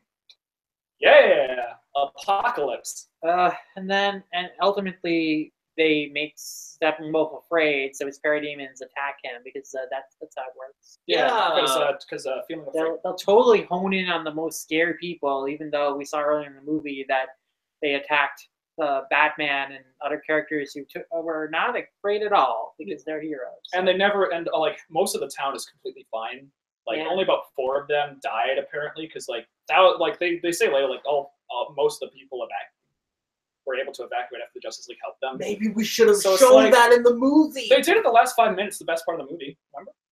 Where? I don't remember. You know, remember like Superman was helping everybody evacuate by like so like the Flash was like helping the guys like move their car, and then Superman was like carrying an entire building, and then he like gives the Flash a cocky grin, and the Flash is like, wow. I thought that was really interesting. Okay, that part, yeah. Yeah, like where they just all help, where like Superman and the Flash are trying to do each other a little bit, but the Flash is like, he's such a cool dude, and it works. Like the Flash being younger works here because he's looking up to Superman. He's like, this is what I want to be. Superman's an example for me, and I want to help people. He wasn't a dick. Superman makes a point of saying that like he wants to keep the battle away from civilians, and I'm like, haha, Joss, that's a good line because Man of Steel happened, wurgity durgity. Like, and Superman doesn't fight half the time because he's evacuating citizens instead of fighting Steppenwolf. It's awesome. He goes out, he tries to evacuate everybody, and he's like, all right, I'm back. Yeah, I mean, Superman basically wins this fight by himself. Yeah, because that's all they needed. He's the Goku of the movie because he won all the fight. He won the fight by himself. Like everyone was getting their ass kicked, but when Superman comes in, he just beats everyone. Yeah, and then Colton has left the stream. Thanks for joining us, Colton. Hi, Colton. I love you. We're definitely gonna. I think this live stream is a big success. So it's been a lot of fun. So we'll definitely, do more of them, and then hopefully we can do more where Colton can jump in a little more. Oh, I'm. So it's shut the fuck no. It's comic books. He'll be better on anime. I'm bad at. When it comes to comic books, I think I'm the only one here that's like. This is well read. I only read like Rebirth. Yeah, we shit on anime here. Why the fuck have I? I mean, that's why we had you on because you know so much, and we know you would be so passionate about it. Yeah, because like the plot of this movie, at its core, to make any sense, like he's trying, he's trying to turn, they did never explicitly state it. Batman says at one point, "Oh, hey, he's trying to turn this into his world. What's his world? Apocalypse. How is he doing that? Mother boxes. Why is that bad? Because Apocalypse has giant fire pits that eat up the essence of the world, and that's probably what he's doing in Russia and shit, I guess. And that's bad, I guess. And I guess the mother boxes are taking the place of the god machines that create the pits of Apocalypse on other planets, because they have those. They have these god machines that create little mini fire pits of Apocalypse that eat up the core of the planet to convert them into energy. And that's what they were implying they were supposed to do, kind of. there was like, you wouldn't know I that. never agreed to that. Yeah. I mean, for the comment about the stream being PG, I didn't agree to that. Your mom's PG. Ayo, I'm middle school. Kenny and PG should not be put in the same sentence. They're blaming me for it. At least Rizua Boss blamed me for it because I keep bringing balls into discussion because I brought Dragon Ball into discussion.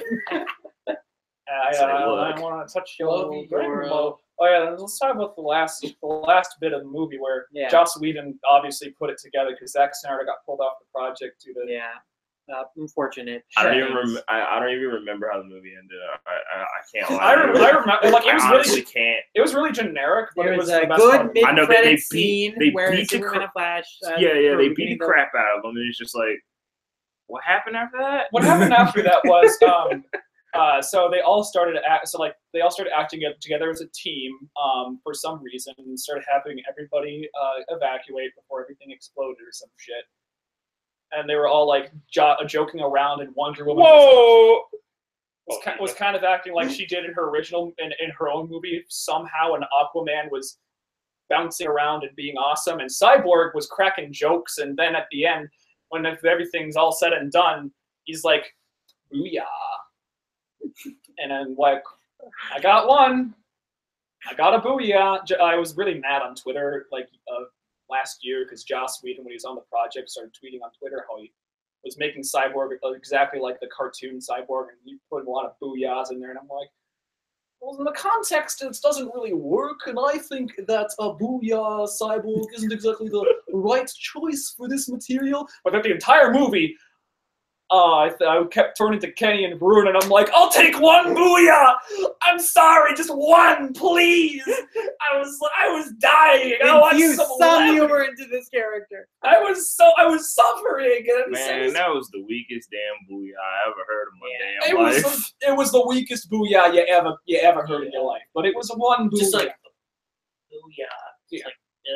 It's like, it was gross. Where's the energy? Where's the passion in the booyah? Yeah, come on, dude. Award-winning booyah. That's the best booyah of all time. give that man a Grammy. The Oscar for best booyah. I'm gonna give him I'm gonna give him 5 stars on by the Dove Foundation. Dove Foundation's 5 stars. This booyah is Christian and good. It's like, you know what? You heard that man's booyah? Make him a voice actor for 4Kids. Yay! That's a thing that exists totally right now. You can still join 4K Media. They still do. I thought they were called 4 licensors now. No, 4 licensing is the guy who created 4Kids. He went on to make that, which now works with like sports and shit. No, I thought Bond made. Oh, never mind. No. And then like Kenny! Oh my God! We killed Kenny! We're bastards! Anyways, the the recording studio itself was bought by Konami, and then Y'all that dumb as fuck. became There we are. 4K Yeah. Yeah.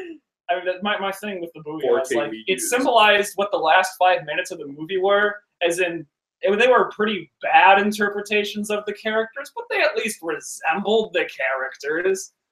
And it was obviously Joss the whole time, because it's like, there's levity, he's okay at making like these characters' most basic recognizable traits stand out. And I was one of those guys that was like, I hate the Avengers because, oh God, they're all just one-liners. It's so stupid. They could have had more of their character in there. The Avengers sucks. I'm a contrarian. And now I'm like, yeah, okay. I wish Avengers was too good for this world. better than Yeah. this. Because like at least you could tell which character was which, and you couldn't tell in this movie which character was which until the end of the movie. And then because it's the last 5 minutes of the movie and Joss is trying to do damage control, he had to pull like the most basic of their character traits.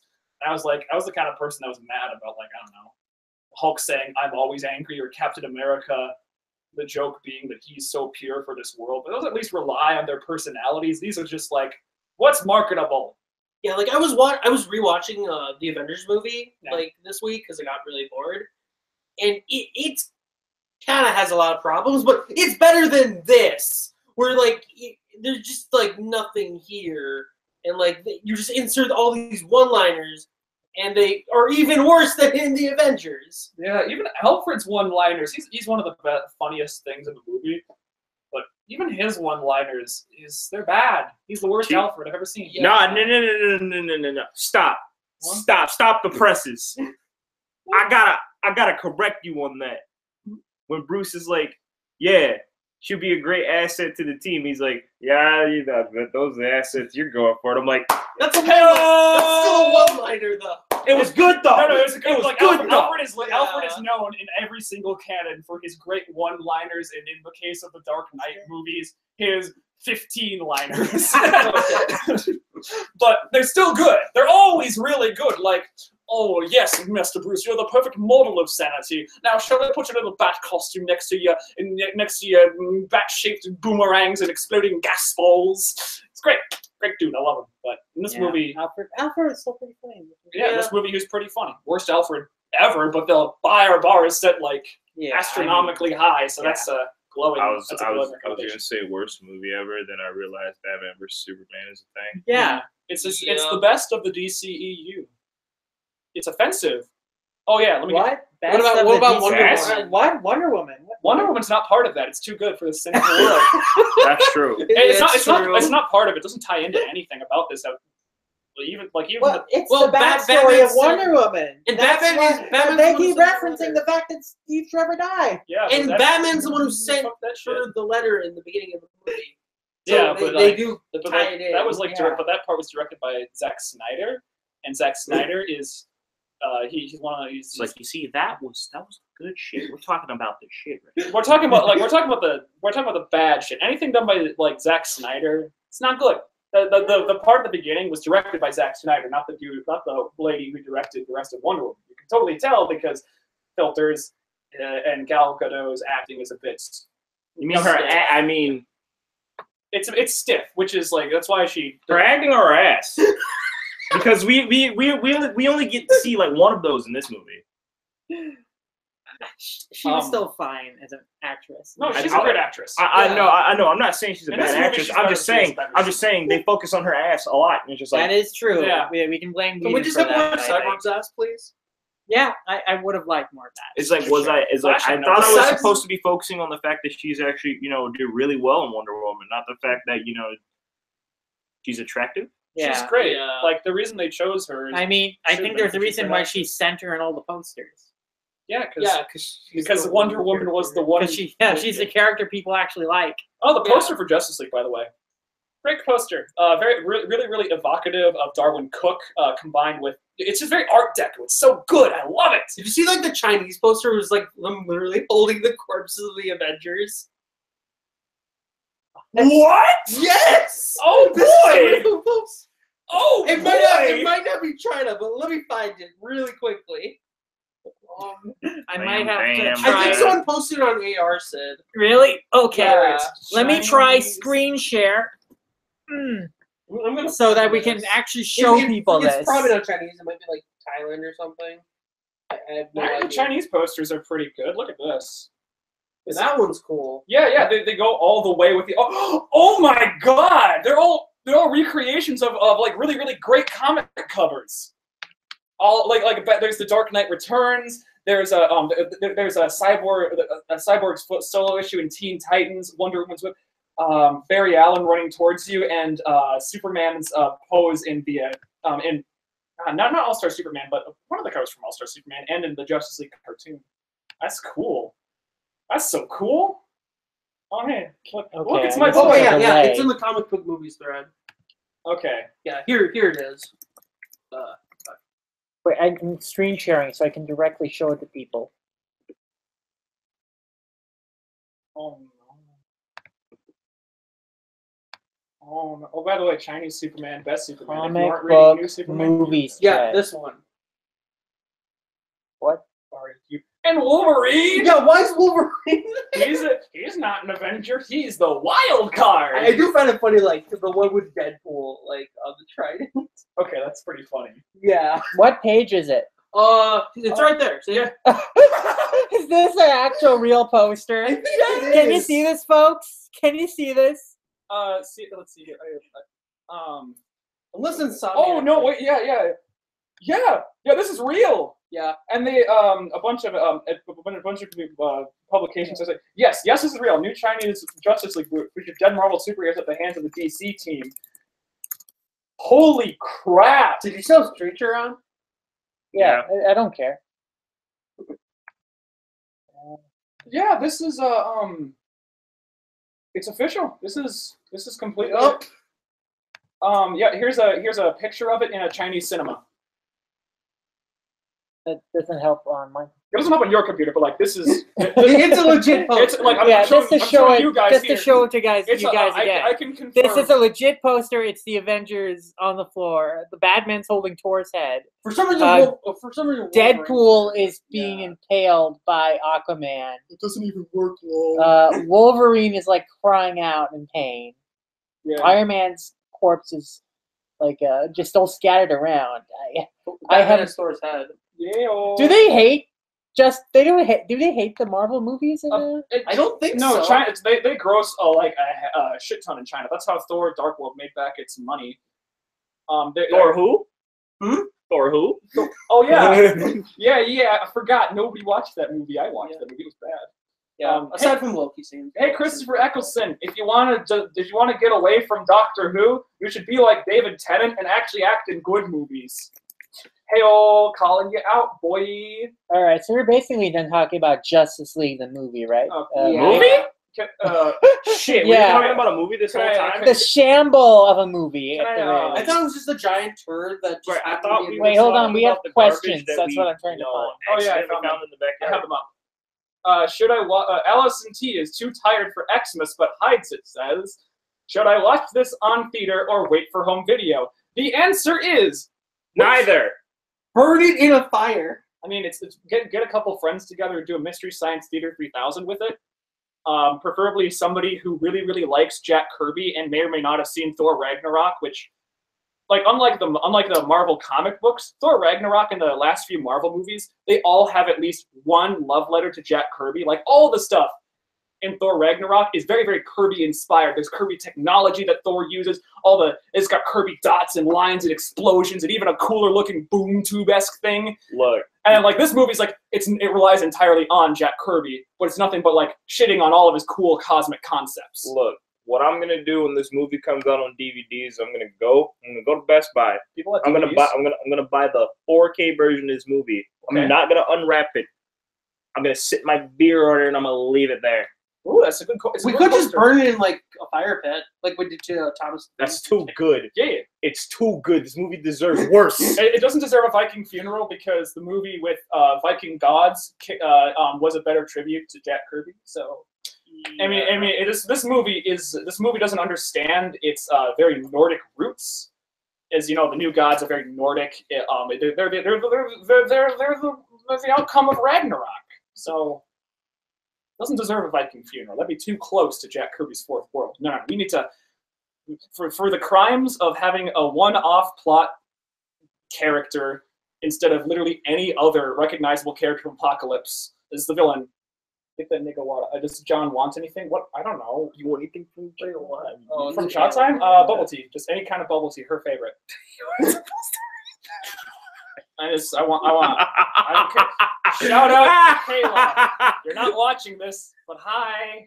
Maybe she'll watch it later. Yeah. That's what he's saying. Kayla's. Yeah. Anyway, so Maxie Bernard, our good friend, asked, "Where do WB need to go from my here?" lord! Maxie asked us, "Where does this?" Because you getting ad restricted now, boy. No revenue for you. Maxie asked us, "Where does WB need to go from here to course correct on their cake flicks?" Get rid of everything but Wonder Woman. Yeah, recast everyone. Let's do Flashpoint so there can be a soft reboot. Not even a Flashpoint. Just say that nothing but Just make Wonder another Woman Wonder happened, Woman because movie. none of these movies actually interconnect really. I mean, yeah, Like the Wonder Woman in this movie is from an earlier draft of Wonder Woman, so reboot everything except Wonder Woman. Make sure that Green Lantern film is good. Make sure the Shazam film is good. And just have that in our Just make another Wonder Woman movie.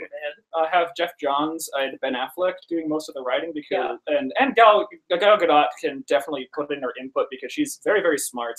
She knows what she's not doing. getting. She's these a movies. competent person, Yeah. like 90% of the writers. And I'm sure that they can all, they can, God, stop it. Stop it. Stop it. And and recently, what's the guy? Brian Michael Bendis. He's one of the reasons why the Marvel movies have been having these things like Rocket Raccoon not being a raccoon and stuff to appeal to non-comic fans. He used to be the head of Marvel. He just went to DC.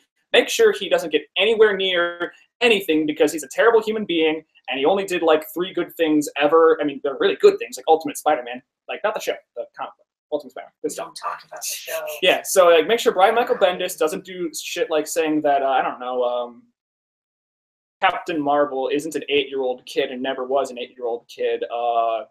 Stuff like he fuck? yeah, no, he did that. He's the reason why Rocket Raccoon's not a raccoon anymore. Yeah, I knew that part. I mean, he doesn't like having things that are childish or can be viewed as childish by people who don't read comic books. Screw him. So like that's his big thing. He's the David Goyer of the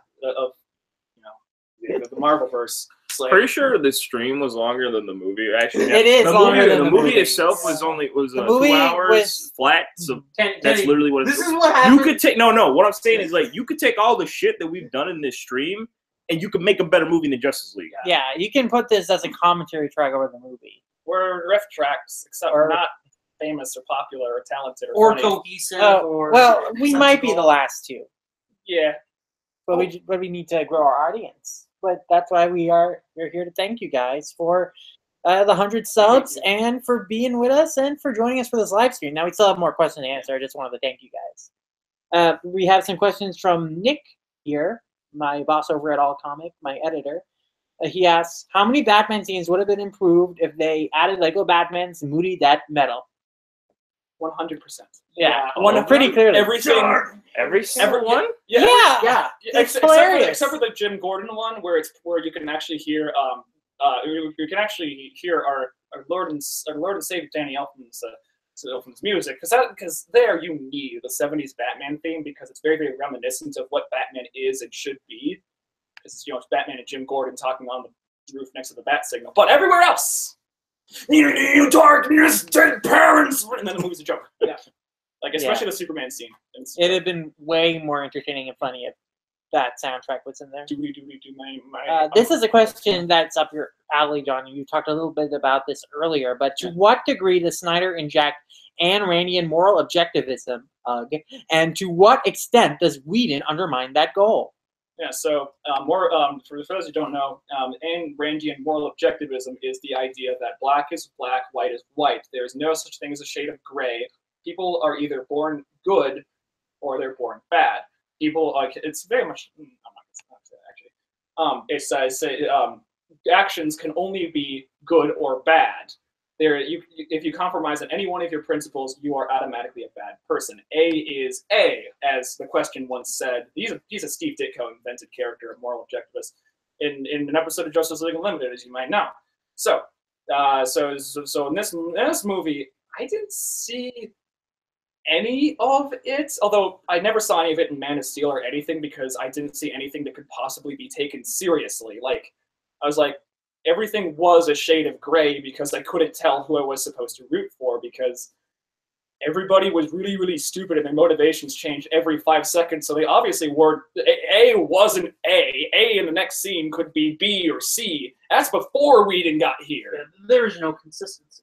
Yeah, there's no consistency, so there can be no objectivism, as there's no one truth. There's black in the next scene could be gray, could be blue because the color correction in half the scenes is shit. Whedon, I don't think tried to undermine the goal, whatever the goal was in this movie. I think he tried to salvage a cohesive-ish movie out of this.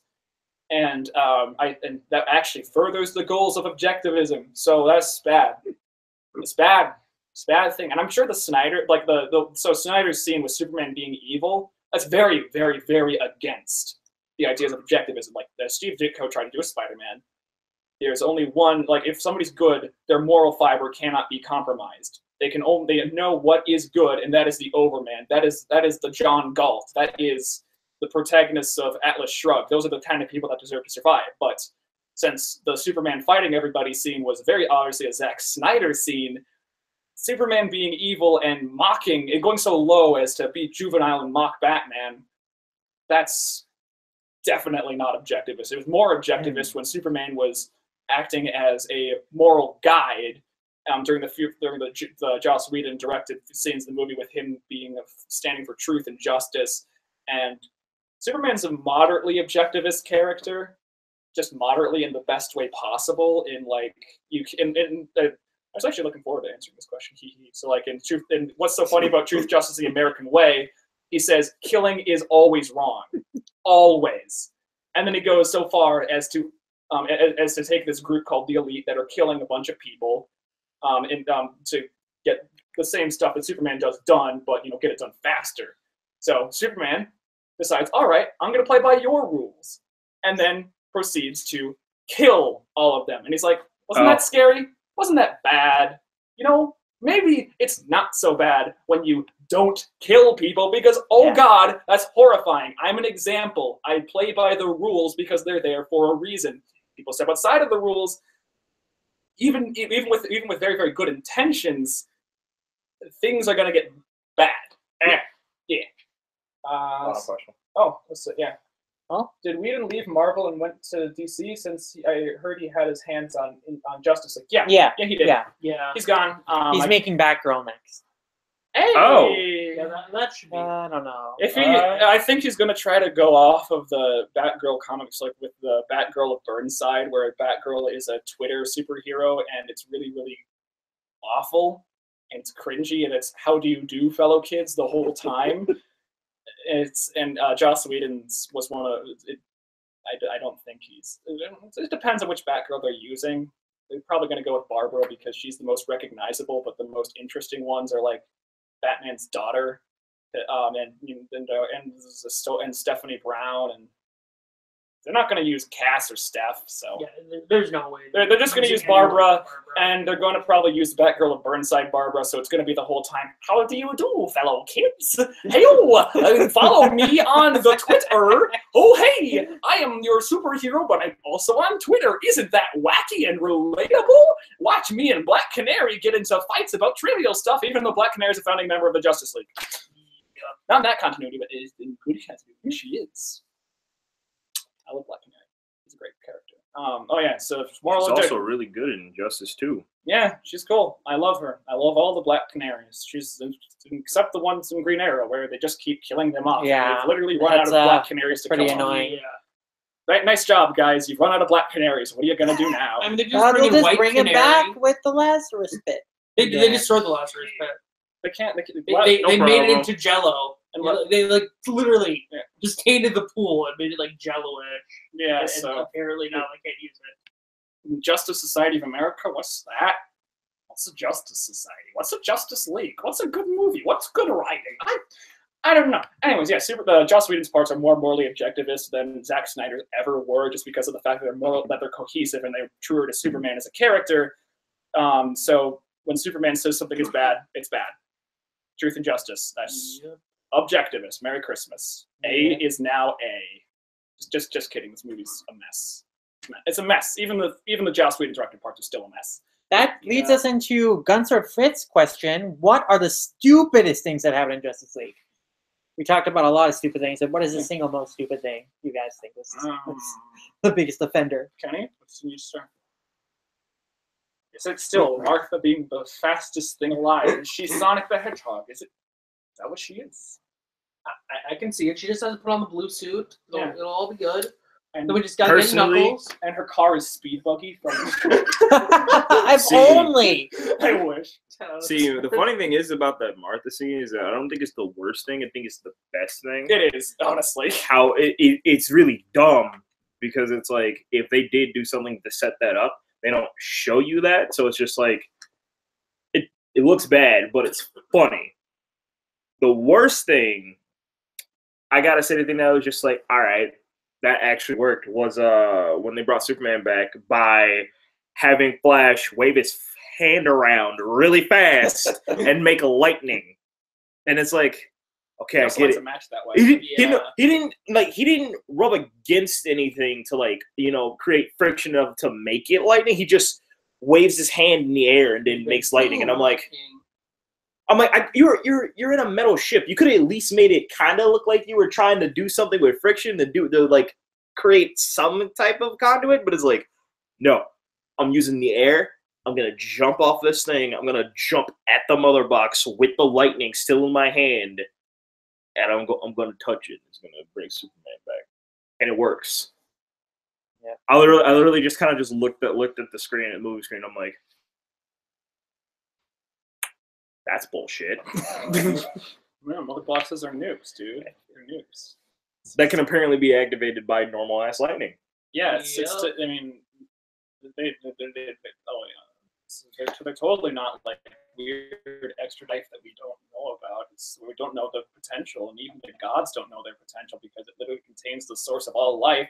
And various ones can do things from summoning God himself, the Infinity Man, or I don't know, just making so that you can travel through time and space. But like these are bombs, so like they can also bring people to life if you use magic lightning, because that's a thing. I think the stupidest thing had to be them leaving one of the mother box just alone while they fought Superman. Oh yeah, that was just so obvious. Something you should protect. How do you mess that up? I don't get it. The world's greatest superhero. And you, me lord. I mean, I guess mine's sort of close to Kenny's. It's the fact that they completely ignore like the whole like foreshadowing from Batman versus Superman at the end, where Superman's not supposed to be dead. He's clearly not dead, but apparently in this movie he's never gonna just use some dumb mother box lightning flash magic to bring him back. Magic. Yeah. My stupidest scene was when at the end where they said it was dedicated to the memory of Jack Kirby, when they spent the entire movie shitting over every single one of his interesting concepts, even the ones that normies might know. And so it's like, it's a mother box. What is it? It's not a box that acts like your mother or something that you don't understand. No, it's just a nuke, dude. It's a nuke. Why is it called a mother box? All right, well, who's this guy? He's Steppenwolf. Why? Why was he in Steppenwolf? Just shut up. Just shut up. There's nobody else we could have used. Nobody. There's nobody else. Everybody knows and loves Steppenwolf because he was in that episode of Justice League where he died to Brainiac, and he was in that Jack Kirby comic where he died to Isaiah the Inheritor. Because everybody knows and loves Steppenwolf. He's the best character on Apocalypse. And also, there's so much Kirby-esque imagery everywhere, so we made sure to make nothing look like it was made by Jack Kirby, something that even the Marvel movies are doing. Yeah. If his backstory and characterization were more in line with Jack Kirby's New Gods, that would have been interesting. But no, he's just a generic villain, and he's just named Steppenwolf, but like there's no real reason why it had to be that character. It was interchangeable with any other character. It didn't really feel like, yeah, that's Steppenwolf. Yeah, if they could have just had Callie back and just had a generic, mildly dumb character that doesn't speak a lot but is extremely powerful and is obviously working for some higher power. Yeah, literally nothing would have changed if you had made the character Callie back instead of Steppenwolf. Like, because there's just not any distinct personality there. Real quick, running back to the Flash thing. Yeah. The way that they made him actually run, and that I can't lie. Like the first time he started running, I was like, all right, he was knocked out a second ago. He's fine. Then he does it again, and then he does it when they're going to save the people, and I'm like, you literally could have just took a clip from Naruto, painted him red with a Flash symbol on his headband, and then showed him doing the Naruto run and playing the Flash music, and I would have thought that was 100 times better. Yeah, it's like I guess they don't know how people run, because like some of the scenes with the Flash running were CGI scoped over his body, so I guess the actor just has never run in his life somehow, or the direction was so awful even under Joss Whedon that apparently Joss Whedon and Zack Snyder both think that people run like this. Or they could have just filmed the guy running and then used that as a frame of reference. I saw this comment on 4chan earlier. You ever seen going to the store? Like, you know, the stop motion animation with the guy like walking like Yeah. it's like the Flash runs like that. It's going to the store. That's him. There he is. Flash, fastest man on Earth.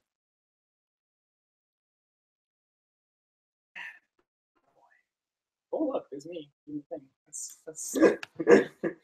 And the final question, which is actually the first question, answer from Nick Rowe, who asks, how many Aquaman scenes would have been improved if his powers were talking, commanding sea life instead of commanding currents? I did find it weird that he did not command any sea life in the movie. Yeah, they made jokes about him commanding sea life But too. he doesn't actually do it.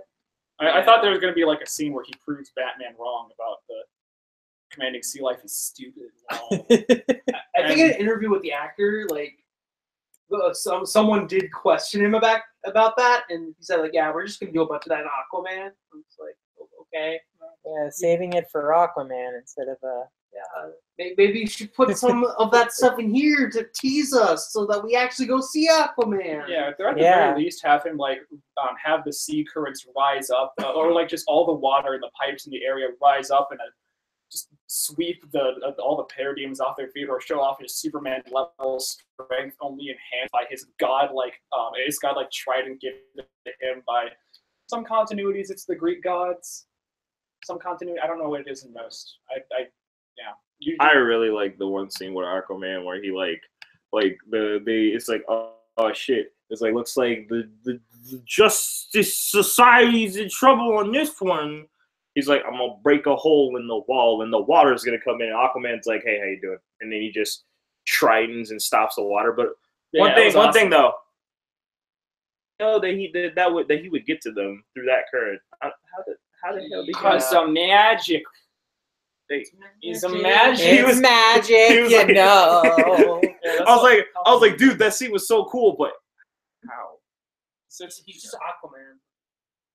His current controlling powers He was are even that talking to- impressive. He can't hold. talking to the fish. Maybe we should talk to that. Yeah, dude. You could have had like all the Joker fish in Gotham Harbor just bite Steppenwolf until he was full of Joker toxin and all smiley. Hey, the Joker fish are great. Yeah. I like it when the Joker starts his own fishing business. That's funny. It's funny. That's a funny joke. I like good villains.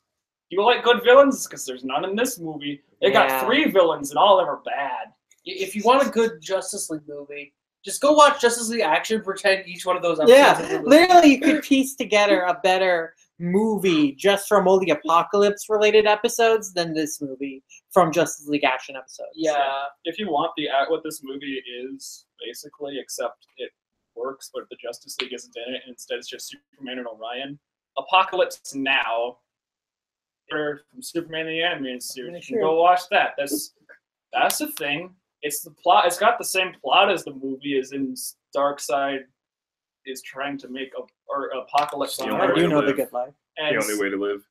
so it's like It is. yeah. So it's like that's the movie.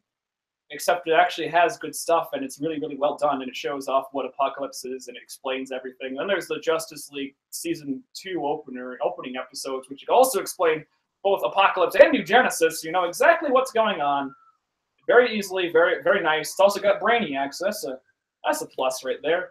You can go and you can read some comics, read any Justice League. Just pick a random one. Except Justice League Extreme, because those are gross. Pick Justice League International, because at one point it's great. They all go to Apocalypse for some reason, and they walk in on Darkseid sitting like everything just hellscape, everything awful. And then they walk into Darkseid, and he's in this really, really nice flowery sitting room, sitting in a very comfy chair with an end table that's full of issues of Mr. Miracle, and he's reading Mein Kampf. And he's like, oh, Oberon, old friend, I didn't hear you come in. And Oberon's like, aye, oh, come on, speak up, out with it, man. Dark side. Yes, now that I've got that out of the way, what can I do for you? And like there's later ones where, because Darkseid's big joke in the comics is that he just breaks into everybody's houses and sits in their chairs because he is the embodiment of evil, but he can appreciate a comfy chair. That's a little introduction in the comics. Is he breaks into a random dude's house and sits in their chair, waiting for Orion and the guy to come back in. He's like, "Ah, there you guys are. I've been waiting here for an hour." So he breaks into Kent Nelson, who's Dr. Fate, the Justice Society's Dr. Fate. He breaks into Kent Nelson's house, even though Kent Nelson is technically dead. And he sits in Kent's chair, and he's like, "What's up, dude?" And Kent's like, "Oh, who's Dr. Fate? Also, there's a reason why I'm alive, I swear. I mean, paper said I died, but I was like, yeah." So Darkseid sitting in chairs is that's the Justice League movie I want. Yeah. Yeah, just Darkseid sits in all the Justice League's chairs, and the Justice League has to stop him. Or we can have it be that one Justice League action episode where like Mr. Miracle and Batman troll Darkseid into thinking that he got like all the mother boxes. Yeah. How do you get all the mother boxes? I know. But Apparently in this movie there are only 3. Yeah. Somehow he had them all. So they just made a fake mother box that just creates a bunch of fireworks and disco music. That's awesome, dude. Like there's just like a million mother boxes. Like they gave a few to the Justice League in the 90s. Like Orion and Mr. Miracle and Big Barda like fixed up the Justice League, and Batman's pouting the whole time because he's like, I could have done it. And then Mr. Miracle's like, dude, you've had that mother box for like 10 years and you can't figure out what the fuck it does, dude. Batman's like, shut up. I know what I'm doing. Yeah, Orion's a loser. Also, what I want a New Gods movie. Because like this movie is very heavily reliant on the New Gods, but doesn't have any of them for some reason. It's like, if you have a New Gods movie, you can have the whole movie be Mr. Miracle trying to save the universe from Darkseid, but he's like not really good at anything except for like tricks and traps, and he relies mostly on his wife Big Barda to beat everything up. But Big Barda is like, I got a roast in the oven for you, and if you aren't home by 5 o'clock, I will rip your spine out. And that's because that's what she does in Justice League International. Mr. Miracle's got to save the universe before his wife rips his spine out. 10 out of 10 movie, guys. You got it. You got the movie, and Steppenwolf's there. Because that's probably somebody that Mr. Miracle could fight on his own. Mr. Miracle. It's not very strong. You're like, go. Can you stop? And Steppenwolf's like, I understand. I understand perfectly. Big Barda's great. I think we're about wrapped up here. Can I talk about my Big Barda Mera cinematic universe where they go where they fight over things in supermarket aisles? Like I'd watch that. Like they're like obviously it's like because Big Barda and Mera's whole things is like they're gods and they're gods and they control universes and the ocean and stuff, but like for some reason they really like doing domestic activities for absolutely no reason. Like it could make it like Big Barda's is just like, okay, honey, you have fun with your Justice League, but if you aren't home, I'm going to send you back to the X-Pit. So it's like they blow up like every supermarket in the area, trying to make a nice Thanksgiving dinner, and they keep running into each other and deciding on the same meal plan. And they're like, "You bitch, I'm gonna fucking kill," and the Earth just explodes, and that's the end of the movies. Nobody can prevent it. Great, I love them. They just all die. Everybody dies except for them. I love them. They're good friends. They could kick every single member of the Justice League's ass like on their own. Just like with the husband, but they're gonna make a nice roast, 10 out of 10 roast. Mr. Miracle, yeah, poor Mr. Miracle. He's a good boy. They love each other. They're cute. They like go to Apocalypse occasionally and beat up Parademons for fun. What's in the box? What are you doing? Are you okay? He's killing himself. Okay. So What's in the box? Well, I mean, clothes. video games and clothes. I see. I got Samron. It's an unboxing again. Stormblood. And Star Wars. Sorry. not to play. I don't play Star Wars. Thank God. 3D Realms' legacy has now been made into Dead Space. It was basically Portal and Super Mario Galaxy before those games even came out. it's like Super Mario Galaxy in Portal with guns. Actually, that's Oh boy, we have been going on for a long time. I like We it. just went everywhere. But our final thoughts on Justice League is that not a great movie, and you should watch Justice League Action instead, and read comics as well. If you want to be nice to Jack Kirby, you can go watch Thor Ragnarok. Yeah, though that has its own problems. Happy 100th birthday, Jack. Yeah. Fuck you. But thank you. Read that extra canon comic. I think that you could like, that'd only be if Naruto had 40% yelling. No, excuse me, 100% more yelling. That's it. Wait, what? Oh, we were talking about. Let's see if you can see it. Oh, Man, Black Clover. I was It's like, looking earlier to There's see. 100% more yelling than yeah. I was looking earlier to see how you save the live chat on a stream, but apparently you can't. It should just auto. It should just automatically Does do it? Yeah. Are All you live sure? streams will just auto save, and then if you want to remove them, you remove them manually. It'll Will automatically. it auto save the chat? I hope it does because Oh, the chat itself. yeah, It that's does. what I'm talking about. It'll I pop didn't up in see the it. corner when you watch it. I'm pretty Oh, sure. okay. If I remember Hopefully. correctly. Yeah. I guess we'll see, but I hope it does save the chat. I want to thank all you guys for coming out and joining us for this live stream. It went on for a long time, and we had a lot of fun. I did. Thank you, Colton, for joining us. Pat my head down. Well, I'm glad you were able to join us, Don. I You hate were a lot of fun. everything. I hate everything. Aw. You get it. You know what I'm saying. I spent $10 on this movie. You didn't. We spent the money. Yeah, on you that. still didn't pay me for I it. thought I did. No, you didn't. I thought I paid Damn. you up front. No, Damn. you didn't. You paid me for Thor Ragnarok. You didn't pay me for Justice League. Damn.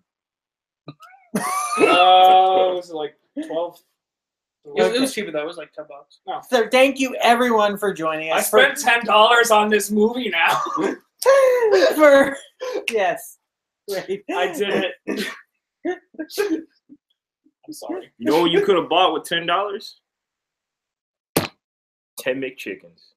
Or I don't know, a video game or Yeah. DVD. Could have bought a lot of food. I could have bought more virtual Shut up, the Buck. game. You could have Something bought more else. chicken patties, Kenny. I I know how much Fuck you love. I know how yeah. much you love those Tyson chicken Fuck patties. Tyson and fuck their chicken patties. Can I get some chicken patties? No, you get No, you fucking get chicken nothing. patties. Can I get some? Thank you everyone for joining us, for subscribing to the channel, for supporting Manga Mavericks, the show, the podcast, everywhere. You guys rock, and we love you guys.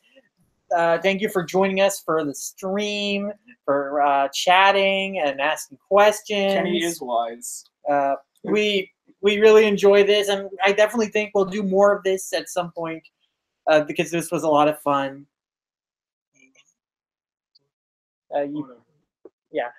This was a lot of fun.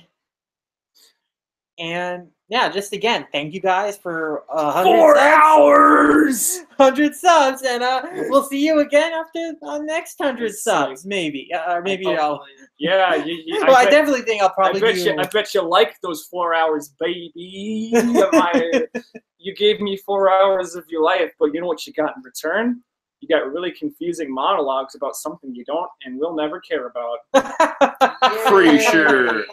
Pretty sure it was worth it, all because of me sitting in this corner. You were great. Yeah. Kenny. You did I a be bunch of great lurking. visual You did gags it, in the you did corner. So he's. Wait a second. We can't have. Do we have any tokens on this show now? What? Tokens? Yeah, like Tokens. I was gonna say Kenny would be the token, but like I'm the only white person, so Oh, you mean like those something? yeah, dude. Like We're pretty diverse right now. Yeah, so we're we have pretty shit. ethnically Yes. diverse. We're Two pretty Indians, well-rounded.